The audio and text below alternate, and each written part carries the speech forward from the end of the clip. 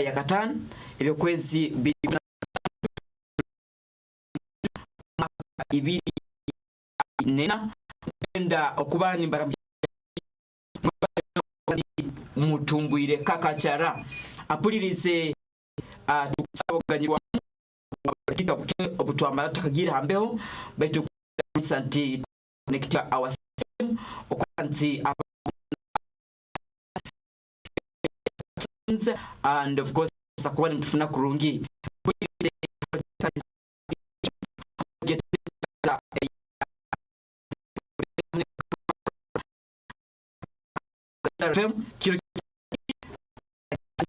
Bahati JB irakatiriro mulembe apulirize baitu turatambulira hao yes mbere yakajura mbere yakacucu mu kukikenga baitu tujja kutambura hamu mpaka mukaga next week obu tugeza okutya tochi omusonga ezikwa ukana arengo orihanga hamu na arengo East Africa apulirize kile hadi tukwenda kwa tochi in the issues across this African region okuranti omuntu yasakuna manya itwali lyalimu zikutambula hanu Rwanda. A lot of things are happening apulirize politics and of course other aspects you apulirize so nkwenda kusima KKCR FM habwentekaniza ya leadership tindugaho kandi eke chikuru muno apulirize to live YouTube.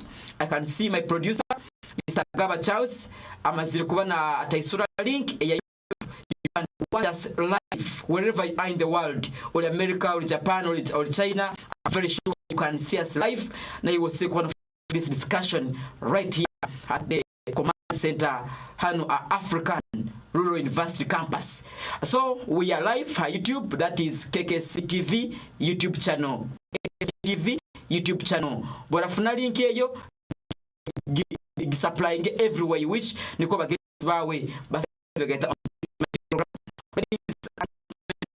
live on our live stream link. That is www.kkcr.urdt.net. We are live on our usual live stream link. That is www.kkcr.urdt.net. Aho to Raksan, but with the YouTube you can watch us. But with the link ya live stream, but you can listen to us wherever. Aba Kolisa radios, aba masimu, we are on 91.7 that is our frequency moderation. That is live. But for good sound output, nebintu these things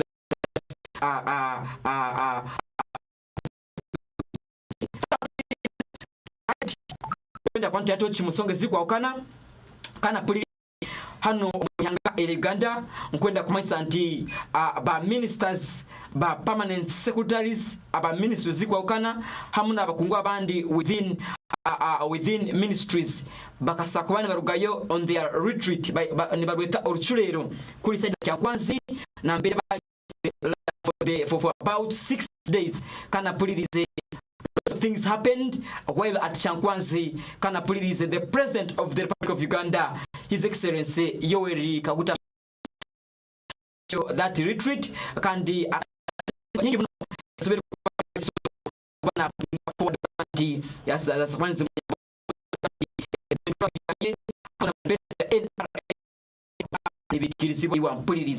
so while at Kyankwanzi pulirize for that 1 week and songa nyingi zibaikiraho kandi basakwani bakolektu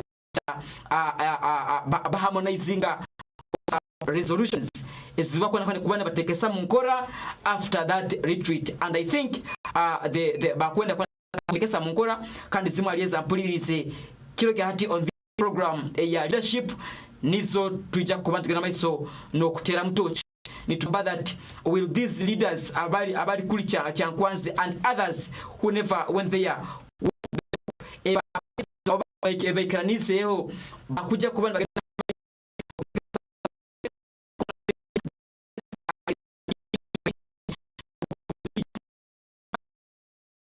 buli misa ainde kubakana baraba ali mali leader mugenzi wayo bomwe kulembeze mugenzi waye apulirize the president also concerned the skyrocketing budgets within the ministries. Bazi iwa mpulirize ensonga endi eyabapulirize niyo kuchampioninga enu bageta campaign muntu ya joininga the money economy buli mu Uganda sakwana ingira mu kintu oba an event that brings food or money on table. So there were some of the key highlights in those resolutions that were arrived at while at Kyankwanzi last week. Ewa mpulirize hanyamaraka ya Kagadi Kibaale Community Radio. Apulirize abunda kuyaho nja kutwala muhanga eri Kenya where the protests over kutagena maiso kuli amulirano wa Kenya nkwenda kumaisa nti asigazi oba eminyeto balemeira street kandi ekitwali tumanyire nti ekibali nibenda azif bakirugireho sazino bagamba that Ruto must go. The president of Kenya bagamba His Excellency Samuel Ruto kulira bali niba opposing eri bagoba iteke bakuleta oba emisoro kuleta especially ankora ya kalimagezi agamba ka computers amasimu then of course mu limu akabamu omusoro hamugati kandi bagongeize muno ne songa ezindi ngere ba baita kubani bazi digestinga right here but nkwenda kumaiza nti though the president succumbed to what the youth were demanding from him yasakubana gamba itekeryo takuja kuteka mkono but still to date we can see are still on the streets and they are demanding for his resignation and we are asking ourselves noha anyuma yabana basigazi abakugunga ya Kenya Uganda, what lessons do we learn in what is happening in Kenya, our neighbor?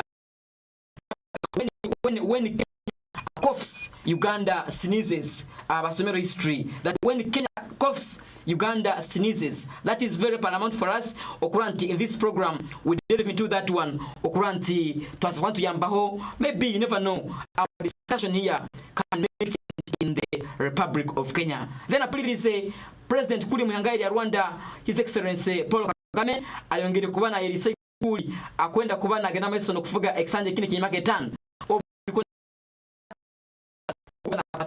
president kuli muhanga eri ya Kenya akaruru akaterege baitu ampulirize tukwenda kumesa nti president on Paul Kagame asibekwa na singa bakibaye no bucyuka kenda na mwenda abayine ba opponents babiri abandi baitu bona abateire babagaine about 0.5%. That's wali mu 99.9 point something and you see things happening that way right there and we are speaking of democracy.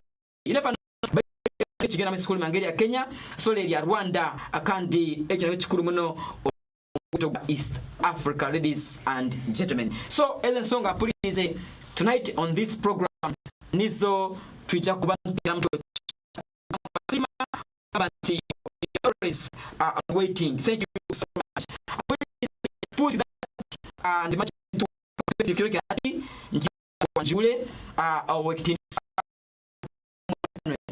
Kyankwanzi Emmanuel is Kabaho person wa youth abanyamaza ya Kagadi kandi okitisa transformwe is our local analyst Musonge Ziko kana on different media houses and here on KKCR FM time and again has been our guest. Kyankwanzi exceeding the directed Mr. Transomwe to have you on the show. Briefly Ramchi abatulirize Mr. Transomwe. We bari mnonga omwami bati abari usuru bari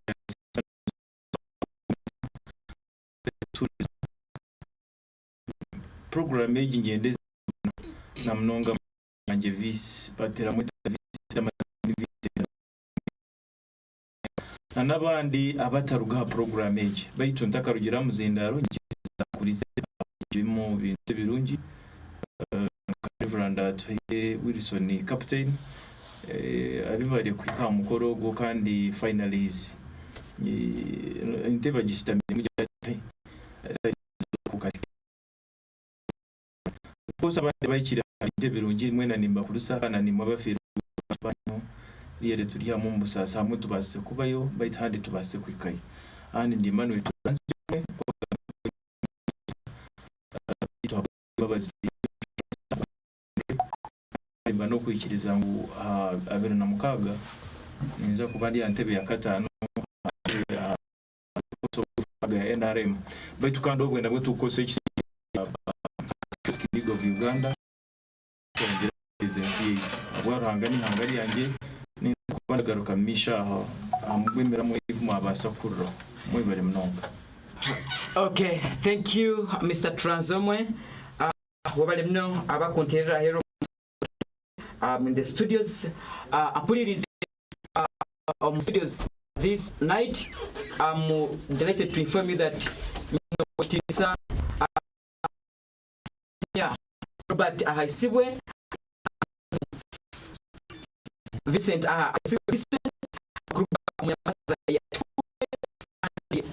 Aminyeto abaine kiba sasa ya Chikube Vincent, I think this is the first to appear on this program. Briefly, abatulirize twebale muno mutekereza program yes soka nokusoka nisoka tabaruki abantu bona mweyo kandi ruhanga mpero mugisa muri kimukende kimukora niko mukole sente zikanye munsaho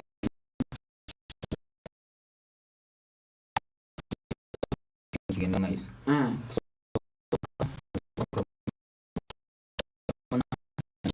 bakira muno kunyumira program wenu ya yobo bitegeke mukuru nisoka kuramukyaho mukuru Ntezi Robert anyakuriyaho mu Bukinda indamukyaho no mukuru Amran RDC wetu Bachikube na wangamba munayenda muno kuriza program yetu eno kandi na meyanya kuri Kyankwanzi na abantu bona banyachikube program eno bagetanira muno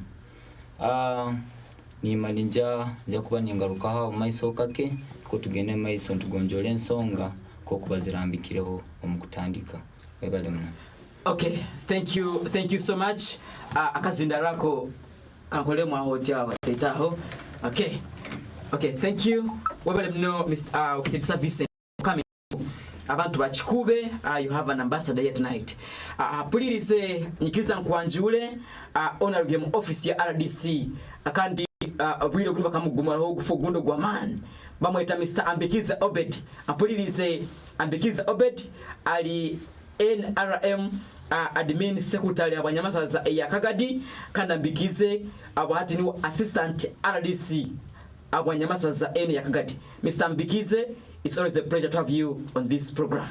Kandi wewe mnonga mwami bahati na ba panel studio amazina kuko babagambira Ambikiza Obed kandi kuko babagambira ndi administrative secretary w'ikitebe cya NRM muri Kagadi district kandi ikitebe cy'umbuye bembezi kandi nico kimwe and assistant RDC wa Kagadi district nashemerwa kuja muri leadership program kandi abatwirikize nanisha ngo mutwirikize kandi tushube tuhanure twena nakobara atamasima heru twaburangane turebe ngo twayombeka Kagadi yetu na Uganda yona kutwariza webale muno. Okay, many thanks wabale muno Mr. Ambikize for coming through. Thank you. Apulirize on this panel. I want to inform you that ekitakanyakanya kiro kya hati twine home chara on this panel akandi ni wali mbasaija basatu bana. The Apulirize she's called Her Excellency Jacqueline Katsabe ali guild president owamwete ni wakwe kulembera abegi haba itendekero ya African Rural University gete aru hana mbetu simbira makanda henyini. Miss Agnes, thank you for coming through. Ramucha batulirize then tugenda mais. Wabale mno mukuru bahati. Awentekaniza enu abawuliza beta barungi abali ahero kwenyo n'abatulirize nkubaramukiyaho musibire muta amabara naira kankabulikiro ndi Jacqueline Katusabe Guilty President Rondiki akwekulembera abegi ba African Royal University angonza kusima omukuru bahati abwa omukisa gunu ompereza kwija kwengejinga na abakuru bana program wenu kugonza kuramukia abantu nyona bali ahero kabatulirize nkimanyire different guild leaders from different universities are tuning in friends fellow students nyona nikimanyangu mutuningire in staff and management URDT aru nyona ngumanya mutulirize sister wange na wali hoima aliano akungambira kutuwachingo YouTube yeah so mwebale mnenyo na kutuliriza tukusaba mwongere kutuliriza niko muhure ensonga zetu jja kuba ntugonjoraho yeah thank you maybe totugambira if you mwine intake oh yeah webale mno mukuru bahati mbere nimanye kyo nja kibaza on tumali to our August intake is still going on tukutashya abana abwa omwezi gwa munana so tukusaba mba tusindikire beje basome hamwe itwe twina programs Bachelor of Science in Sustainable Agriculture ogwa kuba nakora course eyebyobulimi endima y'oterekero then twina Bachelor of Road Development nakora degree rondikina kuguka mu bintu bya enkurakurana yamaka hamwe ebyaro yes yeah bitu no bekulembezi na bwegera yeah no bekulembezi na bwegera abumbere ni postinga our poster abantu bana beni bangamba how come you're going to be the only one in those 3 men and I was like I'll manage them being men doesn't stop me from discussing with them and you're going to witness you want to battle them yeah okay thank you at Aru bena babisomesa no kulembeza it's part of their training yes that's why you see the student is very confident to be amidst these men sapulirize that is kwani ntambana yo for tonight's broadcast akandi nkwenda kugamba nti our producer aga and is connecting okulanti buli muntu yasakwana tufuna wherever you are across the world. Ladies and gentlemen, one more time banyita MC Bahati JB and this is Leadership Program. Straight away kugenda mwa wakitirisa Transomwe ebigena maiso muhanga ya Kenya okubibaza hoki nkaiwe how you have been monitoring the events from the onset up to now, because as I speak over about youth have perished in the protests zigena maiso muhanga area Kenya nkehanga nka Uganda. Do we have any lessons that we pick from what is happening in Kenya? Well, we mnongo mabahati inotari ho success yona tengu success baitu ndeka nibo ku kitwarita success mweno niko kuhangura tiharu kuhangura kuno utatire mu sacrifice so agaba potepo abafira abasigazi 40 I think what a bush way air Uganda the 40 people is not people, that is not to me if ekibali kurwanira nk'abasigazi abakweta generation Z besire ngo niyo mweno nigo omulembe ogukushembayo generation Z nabo basigazi mweno abakushemberayo dara generation Z nguba batali ho Kenya tekabo in fact mweno gukushembayo so niko gama ngo police zone ziri Kenya is like ziri ku affecting abo ni obali because some like here tutera kuba nengombo ngitwe nitwa basigazi so nitwa bachine future ibura bwinjiho mu Uganda itu so niko gamba na policies za government ya Uganda shimbere kuba zira favoringa munonga basigaza kwa nitwa bachine ho bire bulingwa abana myaka nkaga nshanju ababona oshosha ayona ne abasa kufa anyway ne basa nangwa ntwasa kufa tukabasigaho bayitu bone basa kubanza kufa bwangu so generation Z ni baba basigazi harumuna bashya bakuru enewe baitu na munonge nshonga yabo mukubanze ka shwankine mu muramwa kandi nangwa Uganda would love to learn a lot from it. In fact aka Ruto na mugenzi we Raila Odinga itwenkaba na Uganda of course ekiwagambire mu kubanza Kenya na Uganda by the way omu na Kenya ukala no na Uganda taruntanisa we are all the same in fact color size omu na Kenya no na Uganda taruntanisa we are all the same pokandi no ijuka ngebyamaguzi bya Uganda byona kubo kurungi kwa Uganda mbya business then Kenya ni nkuru munonga because boda ya Mombasa ejo ni nkuru munonga hari Uganda ebyamaguzi byona bikutaha mu nebikushobora Uganda ebingi nibirabaho no kugira birebe now we are beginning to use Tanzania but much of it is Kenya. So Kenya and Uganda we are really like brothers and sisters. So of course Ruto kuza kuija he promised a lot. You know that's why politicians is twine kweje ndesereza mnonga. We into politics but every time waza ku campaigning you are seeing most of the challenges is facing politicians even here on the local scene here Kagadi na sub counties zingi is because of the promises you make kandi obora manyangutoraze base just because ulinda kujikosa opportunity nikora biriho. Ruto made many promises among them ebyaraganisa abantu ba Kenya.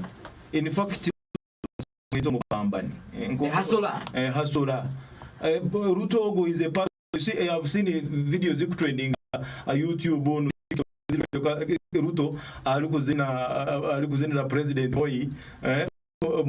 Moi was swearing in and they kwa yeye abere kumuzinira was now Ruto ni wewe alikuwa ya master elito boy. So he has come from down in na Yosenkoko na Yosenya Street and find Ruto. You see now is the president of Kenya. So he promised a lot. Akupatukatora manyango embera z'abantu baburijo. And well abandi they dispute his election ngubunda kiba nakaruru yona yekiri yaho kunka finally Kenya finally voted Ruto and is the legitimate president for whom Kenya have. But ninteka expectations ze kuyabire azine atakabire president we akuyastamira mu ntebe ebintu byahinduka because akaza kweshanga Kenya has debts inama banja mingi. In fact I was trying to compare Kenya na Uganda no show Uganda itwe turukubi no kugira ngo tino kubiga when it comes to debt burden. Our debt burden. Abashani bija ha radio nka instead of telling us the problem of the country. Benda kushwekerera gitu biri kurungi because wala budget ya Uganda itukuza koza this financial year 2024-2025 around 54 trillion so. It is 72 trillion. 72. But then the debt burden I was checking debt burden ya Uganda is around 96.1 trillion. Shukuma isangu ibanja ya Uganda nilisinga budget ya Uganda as we talk now. So according na ngwana Kenya no shoni kwechiri tried to create more reforms, economic reforms za kubasa kutereza economy ya Kenya. Because wasigara every time bali kubanja ni wenkato kabyama wawe. In fact you will not have peace. Investments will not be tizi kuzakorwa kurungi because you have a lot of debts kando ine kubura servicing to maintain your international relations kiangali yonna mahanga ganda. So I think when Ruto brought the issue ya finance bill abasigaze bagitera.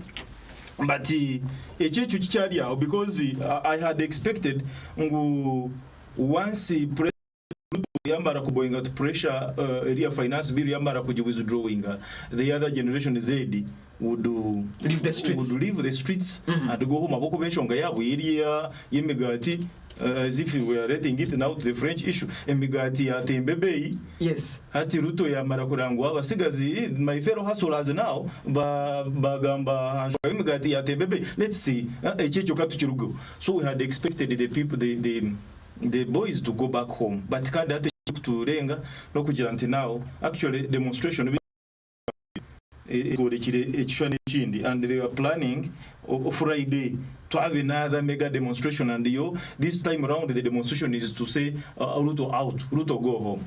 But a church to me I was forced to now check into the constitution of Kenya. What does it say? Because Kenya is one of the Nilihangar Memo East Africa, a church East Africa. This country looks to be democratic. Erikutera karuru president akazaho akarugaho akarugaho in the tabasigazi ba Kenya. You have disappointed here. You promised us jobs, now there are no jobs. You promised us good life, health facilities, nowhere to be seen. So out. I was looking at it, but then like you said, who is pushing the youth?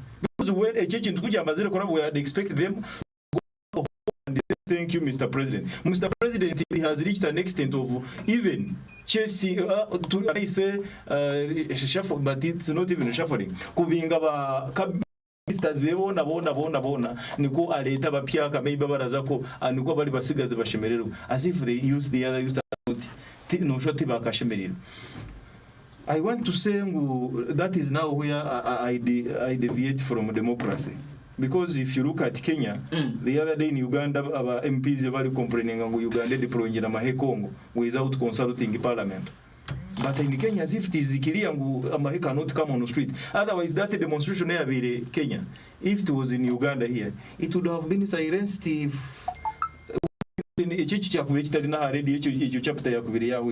I want to thank President Ruto for really honoring the constitution. Akuba chaitagisa ku deploying amahe. There are processes you have to go through, and surely you can see that it is the police which is doing the work. So if it was not the wisdom of the fountain of honor of Kenya, Mr. Ruto, I think the numbers would have gone past. Because while the way the other boys have become hooligans, it's no longer the issue of demanding for the rights. No, this is just hooliganism. These are some of the boys, maybe we think maybe Odinga over. But then it went to Uganda. To me, what would we learn from it?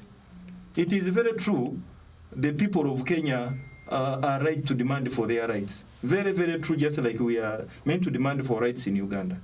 But also in demanding for what we kugira ngo tushabe kituletenga ticha kubere kirungi twike ha level yo kudemolishinga kandi infrastructure zeziro.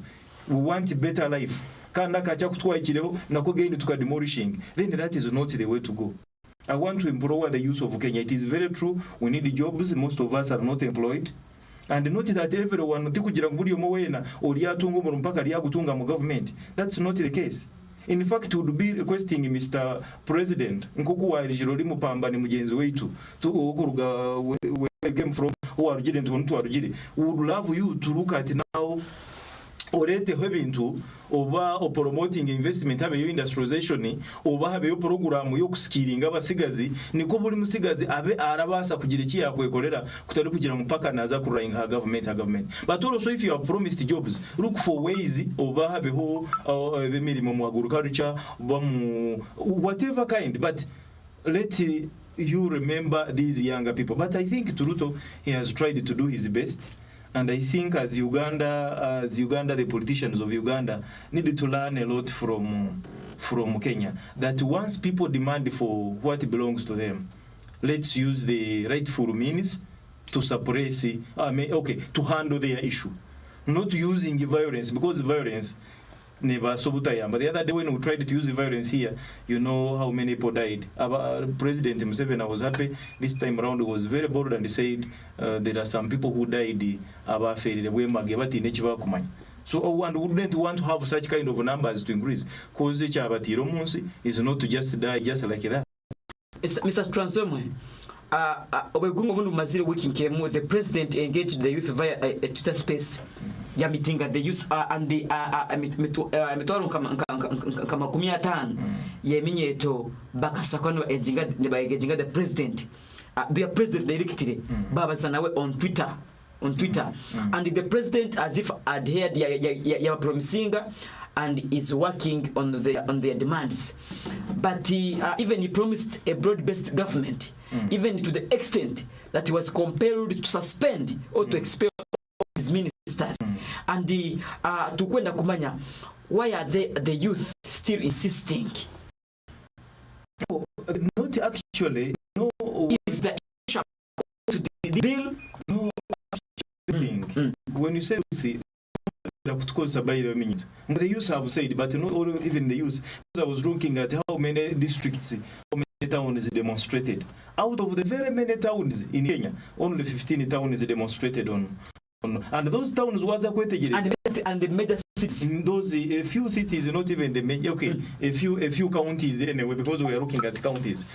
And those counties where demonstrations were taking place, and Nizama Sazagamwe, Oyaruto did not Haide, Mukaruraka Haide. Then that makes you actually the interest you could we want economic reforms that was kuyamba abantu ba Kenya. as if it has some politics in there. It has some politics in there. There are those people who would want to have Ruto out, but as if they have not read the constitution, because even if Ruto is out, the next president must be his vice president.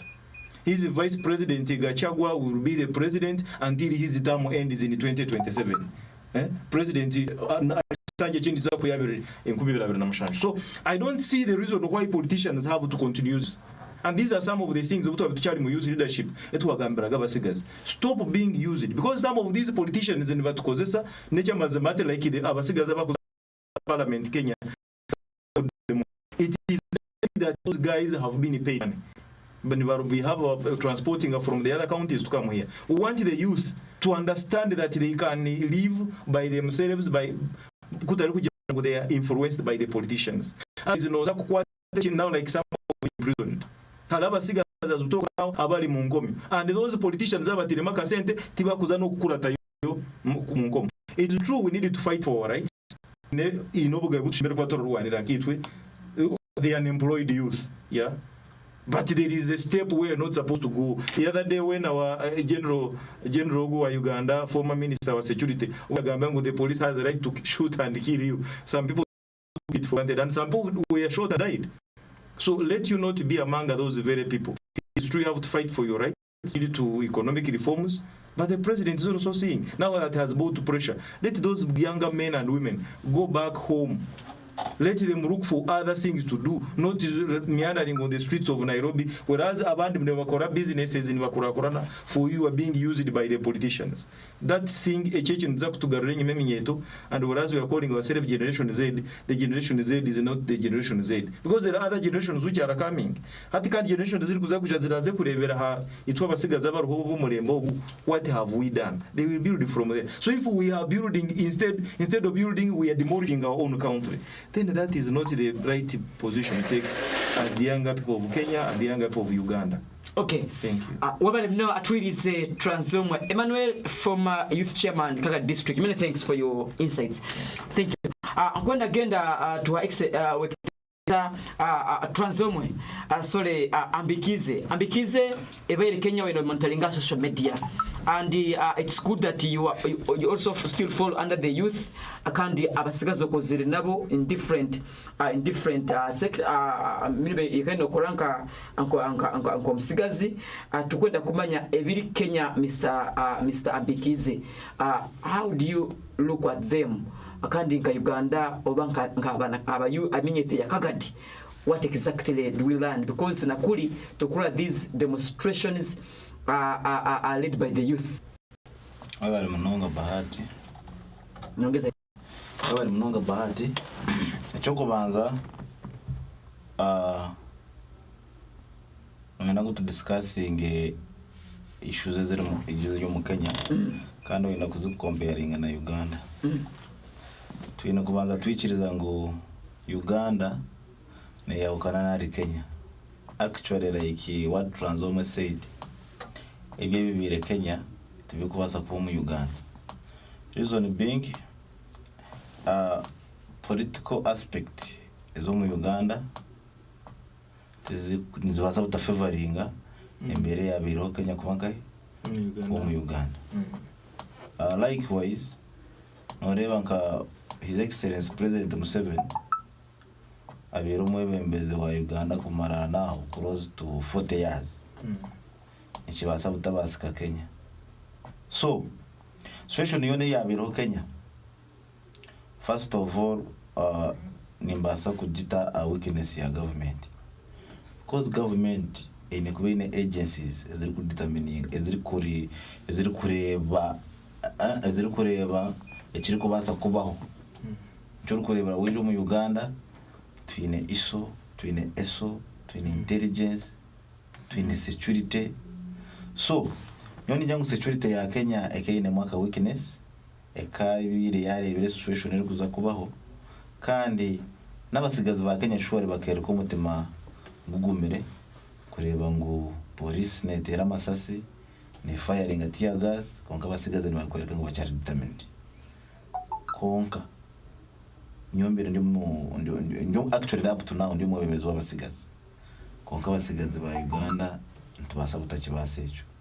For one thing, abasigazi ba Uganda twitwa ikintu kimwe.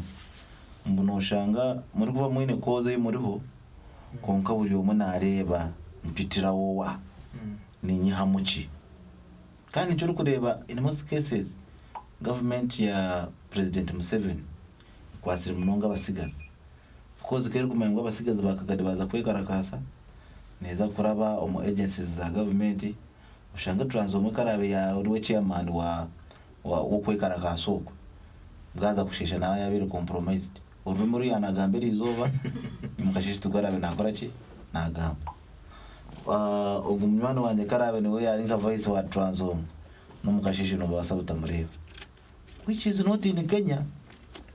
Kenya omunya Kenya yagira ngo nayendeje naza kukiberaho until the end. So situation ezo mu byo muri ezabe mu Kenya nizibasa butaza mu Uganda even up to now. Of course even up to now bacyakwereka ngo ebi parliament yakoziri tibakubikiriza. Actually ndebere n'abanya-Uganda bari kusereteninga ngo nibeza ndeya kuwushinga to parliament ngani ngenda kwashore ngo cyo tikaba mu Uganda and we are here. Let's watch. It cannot happen. Even the day they plan that they will go there next week, within 2 days they will all have been diverted. So government ya Uganda, first of all, President Museveni nga president akombeka system eyo takubasa kuruga from nowhere muno penetrating. Otherwise kubona jangu system Museveni ya building every week nkagane mahanga President Museveni kubara mahambire na yarugere na Ntebe, but you cannot even attempt to say you want to penetrate Uganda's security. Now Ruto nawo kugira ngo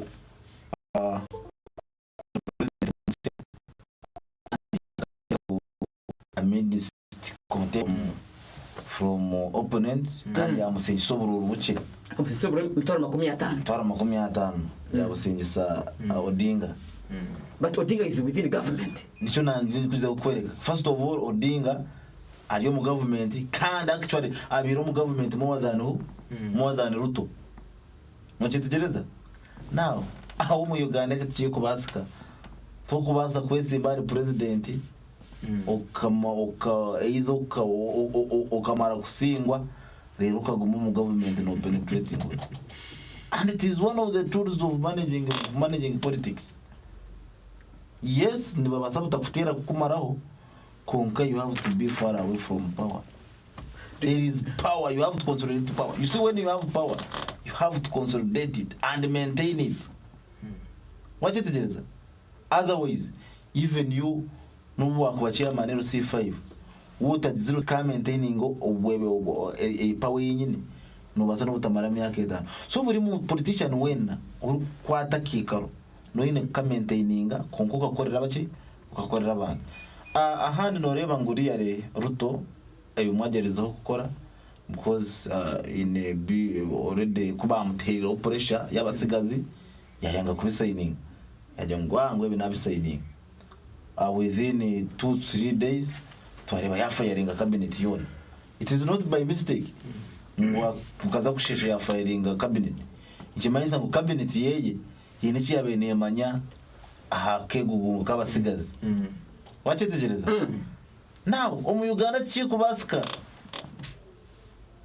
chikubasika banzo rebe cabinet ya Museveni nuru kubasa kuba behind kugira ngo begugunga against government taru. And even if no wa kugira ngo wagezaho kuba behind them ne babaza kudictinga a month before which is not in Kenya. No reba ngo Kenya Ruto bakamusinga magezi yakiriye rayizinga ngo even bamazire no kwekarakasa byamazire kushoba yamanya kuri rayizinga mu cabinet yanje impane basa ko yakoze reki yabereye ine mu mukono. So no reba ngo Kenya first of all nitukubikondemminga because obwe kuguma mushanga abantu baferamu abandi bahutariramo. At the end of the day the world rules is maybe abantu abakubira bari mu gasho in future and really would not wish it to come to Uganda. However, na constitution their security ngo police niyo yabera in charge ngo tibararebera mu mahe ngo hano mu Uganda ngo hagire cyabaho ngo amahe ngo garu. First of all, amahe na police zona ni security agencies. Actually, sorry for interjecting. Yes. I know the army has a constitutional killing. The police nayo it has its roles. Actually, police neza Kenya, they are not different, and the army not different. Kongacho ino kumanya ngo omumahega Uganda harimo ekibari kweta military police. Now, military police omugasho gwayo nugu kuha amani ninga shikuha support ahi police iri kuba yakora ki yaremo. Irakora ibintu following no mu Uganda ke kari kugira ngo hagira kayenda kubaho. Police usually iri kubazaho. Then the situation yaremo abujamo military police. Kandi abo tokashanga mu mahengure ngwaba ababari kuzomushaka kurwana. Norana nazo zine department. No hana izire military police ekije kakora ki. Mbona administration yamahe ya Uganda. Nebaza kubita the same administration yamahe gankahe ga Kenya. Nebaza kushanga omuri Kenya police iri kubaza kwemarira. Kumugare yarebera ngo police nebasa kuremwa. And twine kugiriza ngo we have a gorilla president. Okay. President iriya wa webembezi by gorilla wo. So namanya ekibari kweta security. Actually takubaza kuba tempted na takubaza no kuba compromise that security. Njoro kuri abandi ba complaininga ngo president wa Uganda ngo ine security yamana kusinga ba presidents abandi. He knows how important is security. First of all, the president or hambere president or abiraro. So namanya ngo it is possible basakora ki muhamba. Nicyo nakugamba nti wa kwasura ubwebembezo n'umuntu. Uri kureba avenue zone kurango wabo consolidatinga kandi wabo maintaininga. Mr. Mbikize, you seem to compare ebiri Kenya in stability. Yes. Who is bigger than who? But to we also bear in mind that Uganda is a democratic Kenya. Kenya, what Uganda didn't Kenya Uganda, but I want to inform you that Kenya and about amahe kuja street, the parliament has to first allow. Even here in Uganda, that's how it should be. But still, also what we call the constitutional rights, the right to peaceful demonstration. Now, you just quietly, you crash. Not crashing, you see. But for security, the Constitution of Uganda, don't talk much. The Constitution of Uganda, and actually the laws in Uganda, the president is the commander of all armed forces. Watch it. And the president is the first citizen. But equally follows the law. Chakwizir is the head of state. Now, of course, Parliament is supposed to do what? To allow. Area. Kungato kubaza kure abantu abanyuganda kufa. And you wait. No ine kubanza wale sichunga abanyuganda. Aka president karwa narahira. Narahira ngunaza ku protect abanyuganda vis-a-vis the Constitution of the Republic of Uganda. Watch it. And the Constitution also somewhere somehow allows him really do things he wish can protect Uganda without consulting what? Parliament. We deployed in Congo without the consent of Parliament, and Parliament can why? But Uganda as a country, as government, ekine interesting kai umuri Congo. Maybe za kubiri za benefiting Uganda. Kandi za zitakweta time kwanza twa procedure yangahe yokuzum Parliament. But that is not so, the way things procedure yeah. Parliament. Exactly. Konga if situation is really out of control, the president still has powers to do what? Because he's the commander in chief.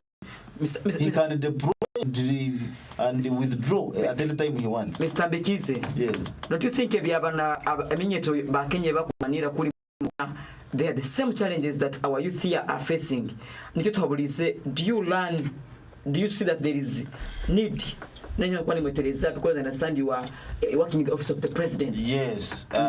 Y'abanyakenya abasigazi bari kwetombuitwa, of course no mu Uganda nibyo bikozere ki nibyo birimo kunka solution tiyo ku demonstrating tiyo kwekarakasa we can always dialogue haro issues nkezo government can always come on board kurango ya dialogue na maybe n'abasigazi not only even abasigazi even Uganda nizoza kurango abakazi nabone bekarakaza noza kurango abarema ni bekarakaza noza kurango bahani bekarakaza so mbo peaceful demonstration eshemere kubara still resort when everything has failed then we can resort to do what to demonstration but it should also be peaceful because the constitution allows peaceful demonstration. Now the procedures of kutunga with peaceful demonstration you should be cleared by police that is commanded by the president who is the commander in chief. Nichimaisa waza kwekarakasa president na ine kubanza yakora ki yakwikiriza. Are you getting it? That's why I said ngo byabiro muri Kenya tibi kubaza kubanga he Uganda hati ni horo kurebera ngo abasigazi baza kureba ngo Uganda peaceful demonstration ne basaba tabasika hati bakija with the legal demonstration. Now when they come with the legal demonstration, first of all that is an offense.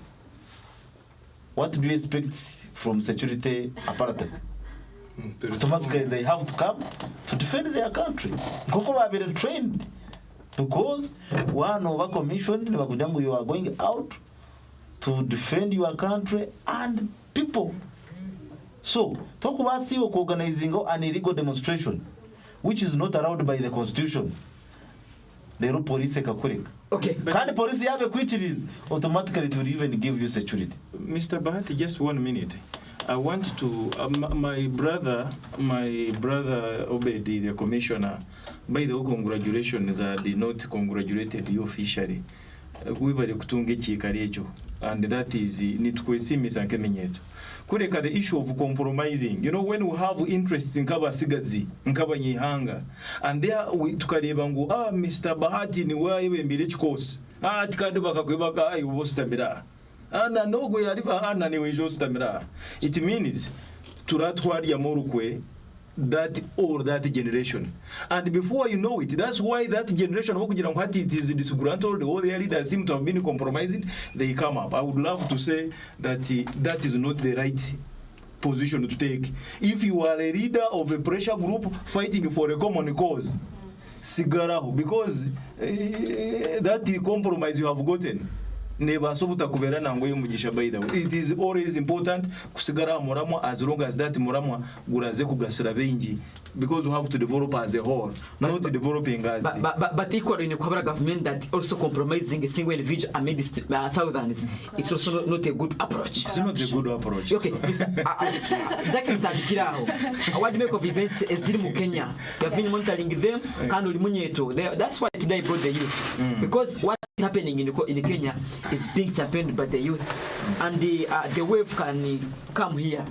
So I think Tandikiraho is checking in. Okay, wabale mno mkuru Bahati naba panelists abaingi. One kusoka nokusoka kyo nyowe kyenkwenda twetegereze. Ngezera kiryo. Kiringu. This protest is not the first one in Kenya. Ngunira Kenya aikire nabayo bwegugungo bwingi, but this is not the first protest. And this time round tukurangu abasigazi bakwija ni bakora ki nibejumbira muno kusinga ombwire bwenyuma. So let's first find out why this time round abasigazi ni bakijumbira muno. Why are we seeing the youth getting involved in this protest? Kikuletereze bwai.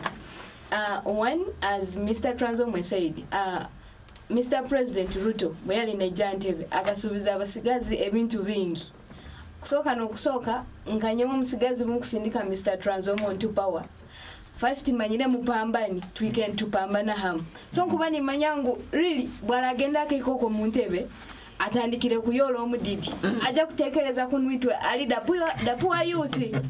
Choka what worries is Mr. President kwika iguru then yakabebwa.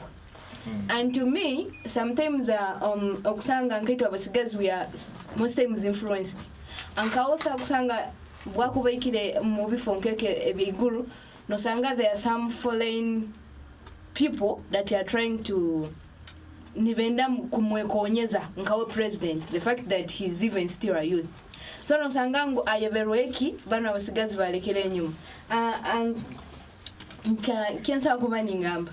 For example, akarora debt burden ya Kenya yeveina. Ibanja yeveina nka Kenya. So yagamba atibunda yongeza omusoro ali ebintu binu na binu kijatuyamba kongeraki kurora ngu twarazinga sente ezo twasasura ibanja. To me abamuhere advice eyo they must be foreigners. Hey. Yeah, according to my own understanding.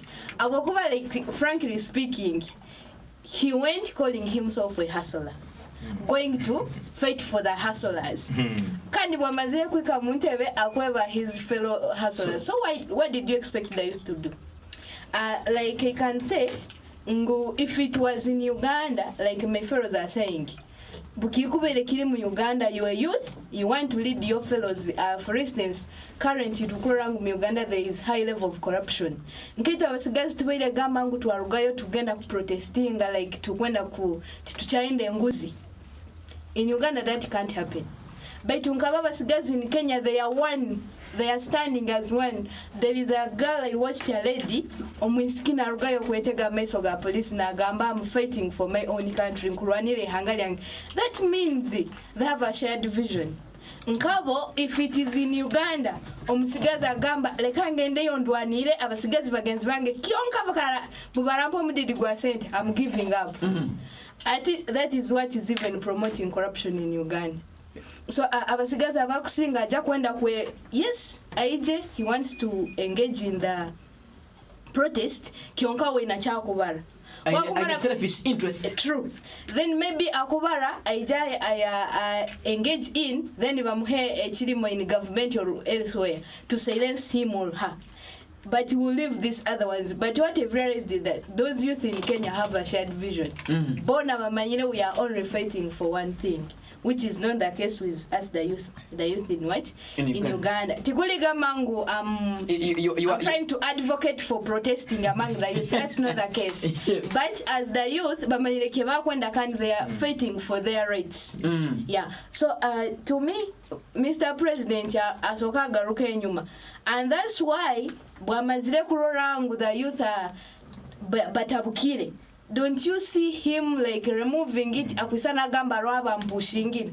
At now he's just realizing it late. But after bringing it, they are now coming to me like this. Yeah, that's what I can say for now. I'll be back in a minute. Yes, but our leaders here in Uganda, Nabo, what is happening in Kenya, is it different to what is happening here, and how do we should they? Actually, according to me, nkanyo musigaza ali muhangali no ya Uganda. Nkubere ningamba abakenya bo barohompora kusigikira ito hano mu Uganda. Abo kuba bahati, if you can see nyowe kintu ekisinga kunduma mu Uganda is corruption. Obuli bwenguzi. If you try to look at the PDM issue. Sente ezo singa babere bali basigazi nkaba Kenya. Nkaiwa Mr. Bahati oli MP wetu wa Kagadi district. Bakakuha sente ezo zikeje za PDM kionkaiwa atasaine zifuna okazifuna abasigaza abo bakakimanya ngo zifunire otali supposed zifuna. Just to reflect how would they react upon that. Kionkai ni Uganda nkumanya Mr. Transomwe Center zifunini. He's not supposed to get that PDM money. Choka chenja kubana njagamba provided he gives me some portion, I'll keep quiet. That means you're fighting for your own self-interests. You're not looking at your fellows' pain. But what I've realized in Kenya, bakwenda developing as a group. If it is us, the youth, the team, though they've named their federation a bad name, calling themselves the Generation Z, which wouldn't be the case. Choka, we shouldn't mean about the name. What is most important is Bona, they have a shared vision, which is not the case in Uganda.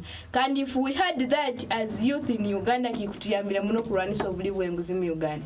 Okay, maybe ekikusemba you want to understand that okimanye kulungi that Uganda tuliminye to we about 78%. Yeah. To okimanye kulungi that the government itwena tisobora kutueleza ki emirimo. Yeah. How do you advise eminyeto? Yeah, okay. Webale muno omukuru bahati.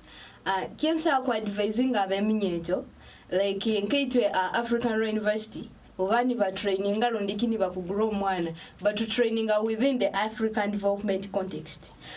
This time round exingire kwi haitu abasigaze tukwenda muno kukopa. Kukopa is something good but to kopa munkope MP. For example, bunku mambo ine Mr. Bahati ogenzera heru watereche. Nanyamu I'm so much pushed tinkumanya ngwe kikutwira heru kiki. Rundiki bunkulo rangu ofunira omulimo mu government nkwana making sure nanye ne gwonfunire on the which okusanga sometimes you're not even fit for the job. Choka you still want to push that.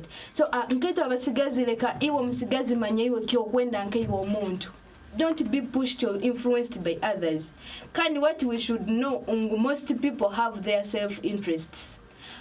Okusanga nkomusigaza roho omuntu we nakwenda kuja kwesimbawo. Chonka is going to use you to tarnish your name. Abokuba wakwenda okoleki omurabizewo. So nkaito abasigazi, let's protect ourselves. Manyewe nkomusigaza okwenda kubachi. What do you really want to be in the future? Yes, we are fighting for our country. Kionka abasigaza amokusanga akwenda kwe being involved in kwe karakasa. Chonka after kwe karakasa others are busy working iwoli mukwe karakasa. At the end you don't have a job. At the end niwe inabana abata kusomesa. At the end it is your family that is suffering. Okay. But you as a youth have your vision as a person. Have your vision for your community. Have your vision for your country and the world at large. Thank you, Nkura kubaliza mu vision approach indeed from Aru and URDT and the ambassador Etwan. Webali mno, she's called Kafsabe Jacqueline. She's the guild president African Law University where we are headquartered right here.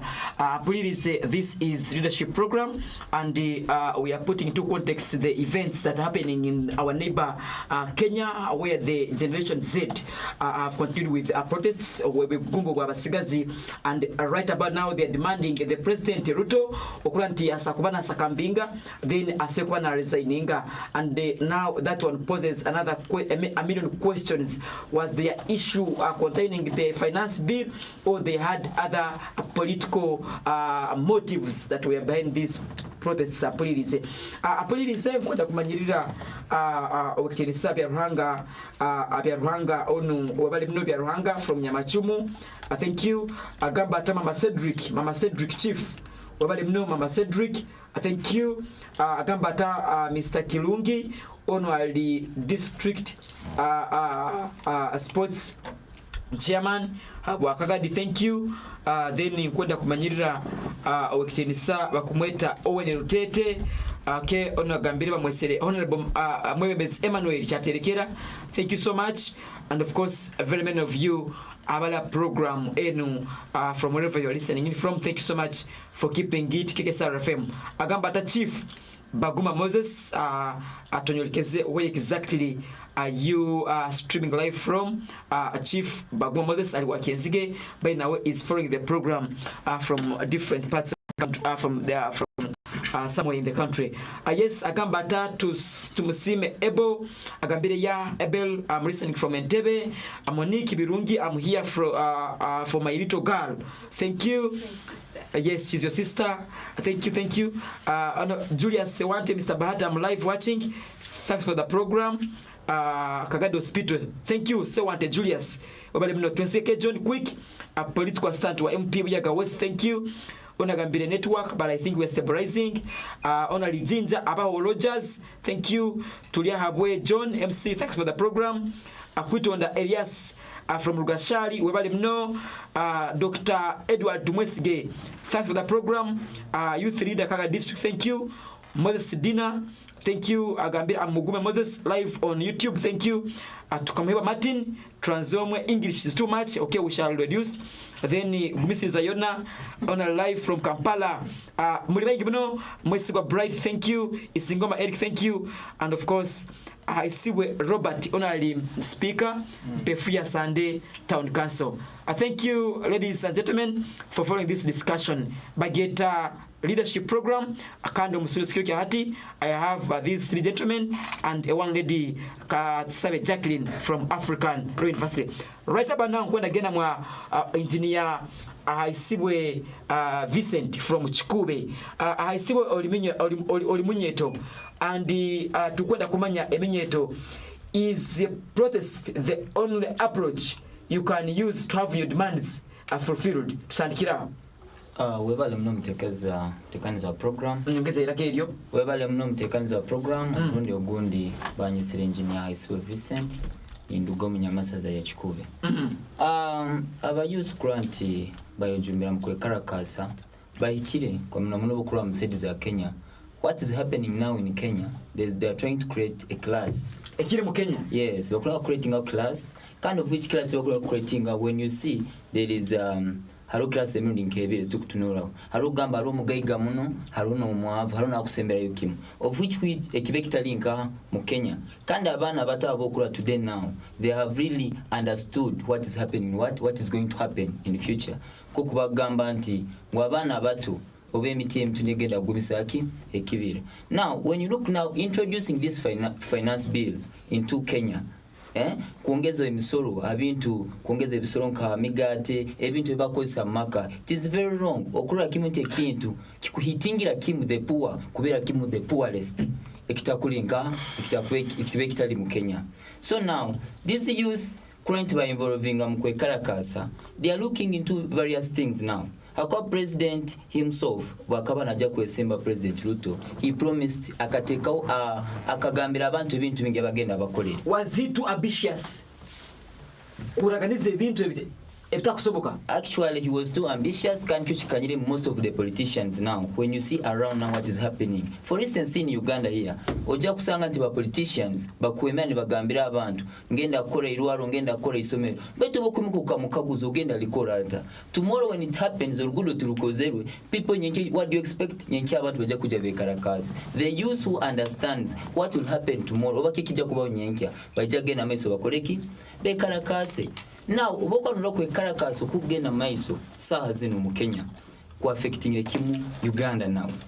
Look in terms of our exports, ebintu etu tukutunda mu Kenya. Ebicholi byokurole bigarukire enyuma because now haliyo kwe Karakasa o mu Kenya.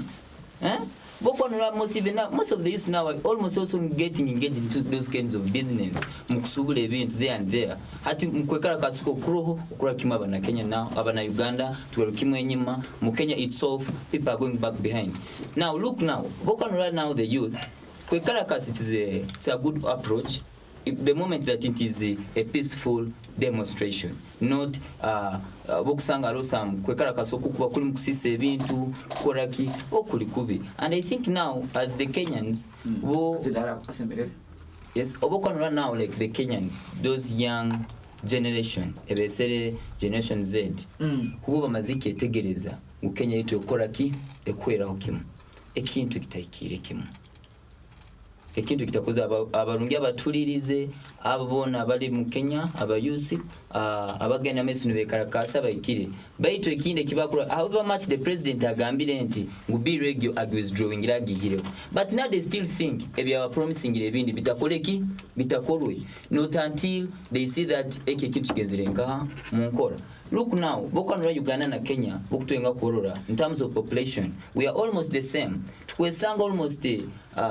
Twesanga almost out of the 54 million people that are in Kenya, abantu million atano eneziri mu Kenya, ojja kwesanga anti 34 abantu abakusinga bali hansi y'emyaka 34, which means that the youth batagenda mesu tugantu okurembeza the youth. You realize even some other people nabakozereki bali mu kintu eki, and I think they are preventing themselves ebintu ebija kukola kugara Kenya nyima. Akwa in terms of finance nebyentahya, in terms of infrastructure, in terms of what, you find out that Kenya is far ahead than Uganda. Mu Uganda kwekarakasa kunu it would even happen here in Uganda. But being the fact that Uganda bakali taking chokoleka divide and rule, it is almost there. Bokwanura technical ukwanurura, there's divide and rule. So kwikara hama as the youth to Gambian now. Let's do this one. Some other team ekwenda kula bya heki ya yeko yendeze ja gamba eja kuluje nyeme koleki ekiteri. Omukuru Obedi agambire genti in Uganda today when they realize you want to create chaos, overtaking to kill some idea. Kanda abantu batakukienda, they will hit you. Indeed they will do what? Baja kusiba bakuite. That's why you're seeing in Uganda the government now bakulikintu kiabe kibakoraki ikibakwenda. Look now, today baja gamba ba use ngo has a parish model now. For instance, tugama ka parish model PDM ebintu bizire centers are use livelihood SARS no bagenda to join into army. You realize now the most people who have a lot of money oba abantu abali mu government themselves, they will not allow those people to have that access. When now they try to raise up the concern, ngo sente zetu bazeta abantu ni baziria, scholarship zetu zijja ni bakoraki ni bazituwala. You the same person araba kireseri, they will do what? They will arrest you. Okikengeke. Hati nkugambira in terms of Kenya and Uganda, they are far different. Yes. Maybe if you had to advise the leadership in Kenya, how do you advise the two parties? Actually, right now, me I would advise the president to set back. Arole nyima, asoka arole. Biki ebintu byaraganiza abantu bayikubakolera. O previous atakabe president, what has been taking place? What aizire yahindura kurora nkoku yaraganiza nikwakozere? Abaleta meza, they sit down and mediate. What do we do now? Because now we want all of us to be on the same what? On the same pace. Niko barama kwikiraniza bakwate abayuse. Like the youth now, Eg finance bill bagiyo, people continue accessing the services the way they have been accessing them. The team also equip the youth with different skills, take different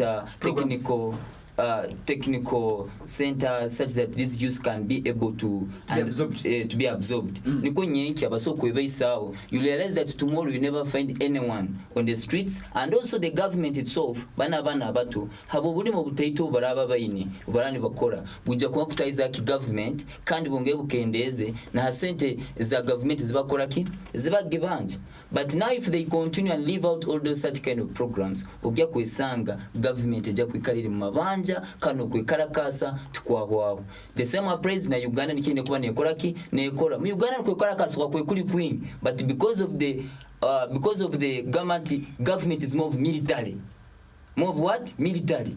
So they tend to say, no, if you want to bring this one, they whip you. If you tend to bring this one, they whip you. So which means I think ideally ekengeze ku habura government ya Kenya na Uganda, it should copy it so that they put into consideration. At the end, we shall be a better country. We shall have also prepared abantu abana betu abatu tubategekire nyenke nungi. Okay, thank you. Wabale mnatulirize Ogwali engineer Isiwe Vincent from Chikube district. Akana pulirize is part of the Kirokia Hati okulanti sharing his opinion on the state of affairs within the Kenyan Republic, ladies and gentlemen. Agamba ata Mr. Bahati agambira okutinisa Bahati wabale program Mboniga Emmanuel Mgoicha Kabamba. Thank you so much, Emmanuel. Of course, I can see some messages trickling in here. Let me recognize these people. Really, thank you. Magezi Haruoma Mavira. Chenjo Jondo Mpulirize. Thanks for the program, Bahat. We are listening. Called Sandy Damabale. Pastor Henry Kamsego, thank you. Engineer Musinguzi Melody Amoti Nyakarongo Mangusuru Village. Thank you for being on the program. Nabanda Gambata, my friend, Bakumeta Oliver Alisaba. She's a medic. Akora Nairwaro area Kagadi hospital. Thank you, Alisha Oliver, for being on the program. Agambire greetings to Transomwe. Transomwe. I like the name. Thank you, Alisha Oliver. Kagadi hospital. Mabali mno team ya Kagadi hospital for being on the program. Agambata ahole butuliamu simira. Director Hustlers Hope na abanda abatulirize Pauline Chaterekera abanda ba African Law University abala program. I thank you so much for being with us on this mighty broadcaster. Mwabali mno nkwenda garuka hero ko discussion nkwenda gigara heru that ebiri Kenya tusakubirora hara but in Uganda are we different nebiri Kenya hanu mukamunuka hanu is the situation different from what is happening in Kenya. What this wave, I'm afraid that what's happening in Kenya it can trigger hanu omuyangale to Uganda the same to happen. And now tonight we are here currently twasakubani to maybe sharing how best the youth can be handled, because tugeze kisanga na kuli mu Kenya abakusinga wingi eliminyeto, and here in Uganda about 78% nabo bali minyeto. So literally we must be having the same challenges. Apulirize to live 91.7 Fama, that's a frequency. We are equal live on www.kkcr.urdt.net, and we are also equally on our YouTube channel KKCTV. That's our YouTube. And give us sharing again on your WhatsApp, my panelists, in case you want to share with your people. Give us link. You can feel free to share with your fans outside there. Okay, Apulirize nkwenda ga this discussion aheroko. What do you make of the events that are happening in Kenya? Ebigena meso mu Kenya iyo ko mu Uganda okubirota akandi what should our leaders here mu Uganda and most importantly our government learn from what is happening in Kenya? You Mpulirize right there. Maybe Mr. Transomwe, when I saw a video clip nambere the generation Z bana basaza abekarakas nibokie enjoy Uganda in Kenya. What does this signal send out to us? You know, ati in kazinda kolisa kazinda webali mnongo mwambe bahati kahe yako dentro gene masimu baitu ntaka jiroko inchiriza manzenya inanya kuri Oliver omusiji weitu mazima webali mnonga omushawo Oliver kandi nemirimo yo gukora Kagadi osito abataka ni basima nagaruka kuriya Ruto na nekitebe cye akabari umushira wa yellow. By the way, his color I'm just forgetting out his party baitu ekitebe cya Ruto chine kara ya yellow kandi no irijuka ngu obwiro bumbu campaign za Ruto, intense campaign za mara kutabuka. Ruto came to Uganda, Ruto kije hano mu Uganda yatunga notices zikumara ku rugari President Museveni kandi no ya President Museveni weka kensa wakaruru mu kicyuye ki in the Greater Kibaale region. In fact wano enda kuri yakaruru ija Uganda amasha banza kutere akucyere ho tucwanta hata onogende kinto kitereze. In fact hati abana Kenya bareba ngo no bukirabe, whereas we think that Ruto ngatari yakaruru kurungi batekereza ngo Ruto atari yakaruru. So no amuhira mageze architect webe byona mu ntekereza y'abali ba generation Z batekereza ngo Ruto is their president habwo kugira ngo ntabwo Museveni. In fact they teka ngo Museveni ni we president wa Kenya, because whatever Ruto does to the generation Z batekereza ngo it is just as not ni Museveni azimuhira. That's why they were able to demolish bashisha shechombeko cha Uganda kiri mu town ya Nairobi, where the Ugandan government has been collecting huyabiri kushoruza kasente kingi munonga kanda kakuyamba obyentasa ya Uganda. So baitecho it is not anyway kiriyo munteka yabo echo kutekereza ngo president wa Kenya aliho habwa kugira ngo ni president wa Uganda, which I don't think it is the case. Habo kuba Kenya is a sovereign state. Those boys abasiga zabo just they simply need to be oriented. Baletenga kumanya ekibaletenga bonka bana Kenya and how to achieve it, but without to nicho tuwagambire ngo turenda kombe kihanga, assuming we don't want Museveni, assuming because we have a operation in Kampala basigaga Museveni agende if fine bwabanga agenda, then we shouldn't kushisha ebyamazire kukorwaho ngo ati ngo bebe wine karaije naza kubikora. We should protect already between niko na yagenzire, we can build from there to tunge chindi. So those boys of Kenya entekereze jone cyana munonga, that is child thinking. Okay, many thanks wabali mno Mr. Transomwe, wabali mna Pulirize tujja kukolesa line za studio 0787 mwenda mkaga mwenda mnana. Ladies and gentlemen, we are using our studio line of 0787 74 96 98. We are using the studio line of 0787 74 96 98. This is Leadership Program, and with us in the studios, I'm having Mr. Mbikize Obed, is the Assistant RDC Kagadi District and doubles as the chairperson, as the Admin Secretary for NRM in this district. With us in the studio, I have Engineer Isibwe Vincent from Kikube District, and I want to inform you that in the studios we also have Mr. Trazomo Emmanuel, who is the former youth chairman for this very district of Kagadi. And lastly on the show, we have the honourable lady. She's none other than Miss Katusabe Jacqueline. She's the guild president, African Rural University. Ladies and gentlemen, allow me at this very time, I want to pick your thoughts on this matter which is at hand right about now. Kolak Soka Gambelo. Hello? Yes. Yes or no? Programming nganzi mu gihe bari kabica bica tugarukira muramo abayisa ba Kenya cy'inkorora ngo bagire ari basore bayikire zinga bayikare batakoze sebo bati kandi mu Uganda muno kandi mu Afrika kandi muze kugurira mu Afrika ite abayisa bakutukolesa muno ni bekolezo bucike bwaitu abagamba tu ya employed Ogato kwende bya wangu ne konchi gambe nasanga abakoto bakutukozesa kudukolera sobi etagendereye nasanga ine business ayizire kukozesa aba yusengo bavu beti wayize na ivuga mu pe ayize na ivuga mu hari Bozo kwelekeza jimundi Uganda tesako humurembe gukora afite government umugati gutembere amugati bwa gutembere mu Kenya Uganda bakocha zaki iki kikwelekeza jimundi akavuya kari mu Kenya